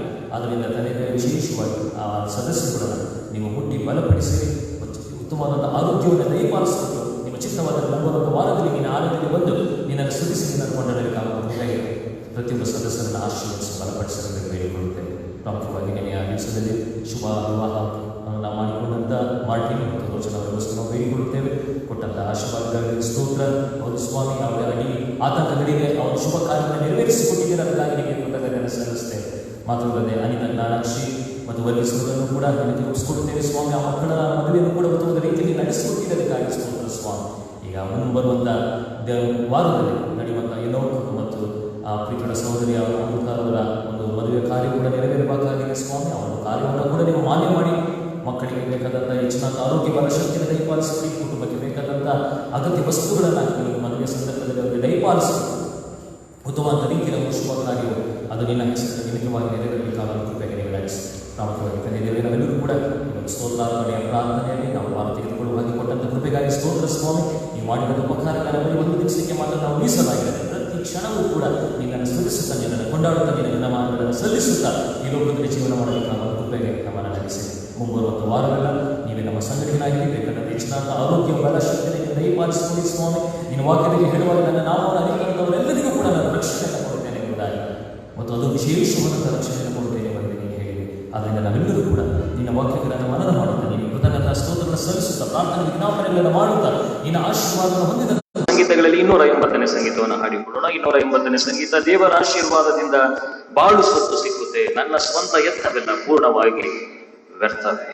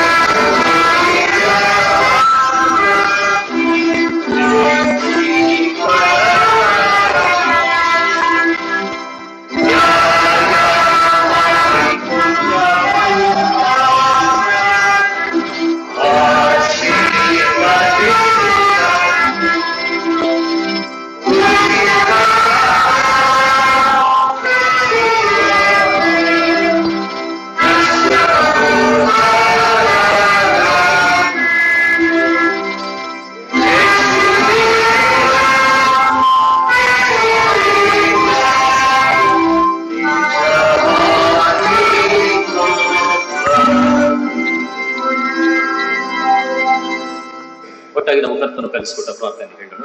ಪರಲೋಕದಲ್ಲಿರುವ ನಮ್ಮ ತಂದೆ, ನಿನ್ನ ನಾಮವು ಪರಿಶುದ್ಧಗೊಳಿಸಲ್ಪಡಲಿ. ನಿಮ್ಮ ರಾಜ್ಯವು ಬರಲಿ. ನಿಮ್ಮ ಚಿತ್ತವು ಪರಲೋಕದಲ್ಲಿ ನೆರವೇರುವ ಪ್ರಕಾರ ಈ ಭೂಲೋಕದಲ್ಲಿಯೂ ನೆರವೇರಲಿ. ನಮ್ಮ ಅನುದಿನದ ಆಹಾರವನ್ನು ನಮಗೆ ಇವತ್ತು ದಯಪಾಲಿಸಿ. ನಮಗೆ ತಪ್ಪು ಮಾಡಿದ್ದು ನಾವು ಕ್ಷಮಿಸಿದಂತೆ ನಮ್ಮ ತಪ್ಪುಗಳನ್ನು ನಾವು ಕ್ಷಮಿಸಿ. ನಮ್ಮ ಶೋಧನೆಗೆ ಸೇರಿಸಲಿಕ್ಕೆ ನಮ್ಮನ್ನು ತಪ್ಪಿಸಿ. ರಾಜು ಬಲವು ಮಹಿಮೆ ಸದಾಕಾಲ ನಿನಗೆ ಸ್ವಾಮಿ. ವಿಶ್ವಾಸದಿಂದ ಅಂತ ಆಶೀರ್ವಾದ ಹೊಂದಿಕೊಳ್ಳೋಣ. ಲೋಕದೊಳಗೆ ಧೈರ್ಯವಾಗಿ ಜೀವನವನ್ನು ಮಾಡಿರಿ. ಲೋಕವನ್ನು ಜಯಿಸಿದಂತ ನಮ್ಮ ಸರ್ವಶಕ್ತನಾದಂತ ತಂದೆಯಾದ ದೇವರು ಈಗಲೂ ಕೂಡ ನಮ್ಮೊಟ್ಟಿಗೆ ಜೀವಿಸುವಂತ ದೇವರಾಗಿದ್ದಾನೆ. ತಂದೆ, ಮಗ, ಪರಿಶುದ್ಧಾತ್ಮ ಮತ್ತು ಐಕ್ಯ ದೇವರ ಆಶೀರ್ವಾದ ನಿಮ್ಮ ಸಂಗಡ, ನಿಮ್ಮ ಕುಟುಂಬದ ಸಂಗಡ, ನೀವು ಮಾಡುವಂತ ಕೆಲಸ ಕಾರ್ಯಗಳು, ನಿಮ್ಮ ಹೋಗೋಣ ಬರೋಣ ಮತ್ತು ನಿಮ್ಮ ಮಕ್ಕಳು, ನಿಮ್ಮ ಮಕ್ಕಳ ಮುಂದಿನ ಭವಿಷ್ಯತ್ತಿನ ಸಂಗಡ ಇಂದಿನಿಂದ ನಿರಂತರವಿದ್ದು ಕಾಯ್ದು ಕಾಪಾಡಿ ನಡೆಸಲಿ.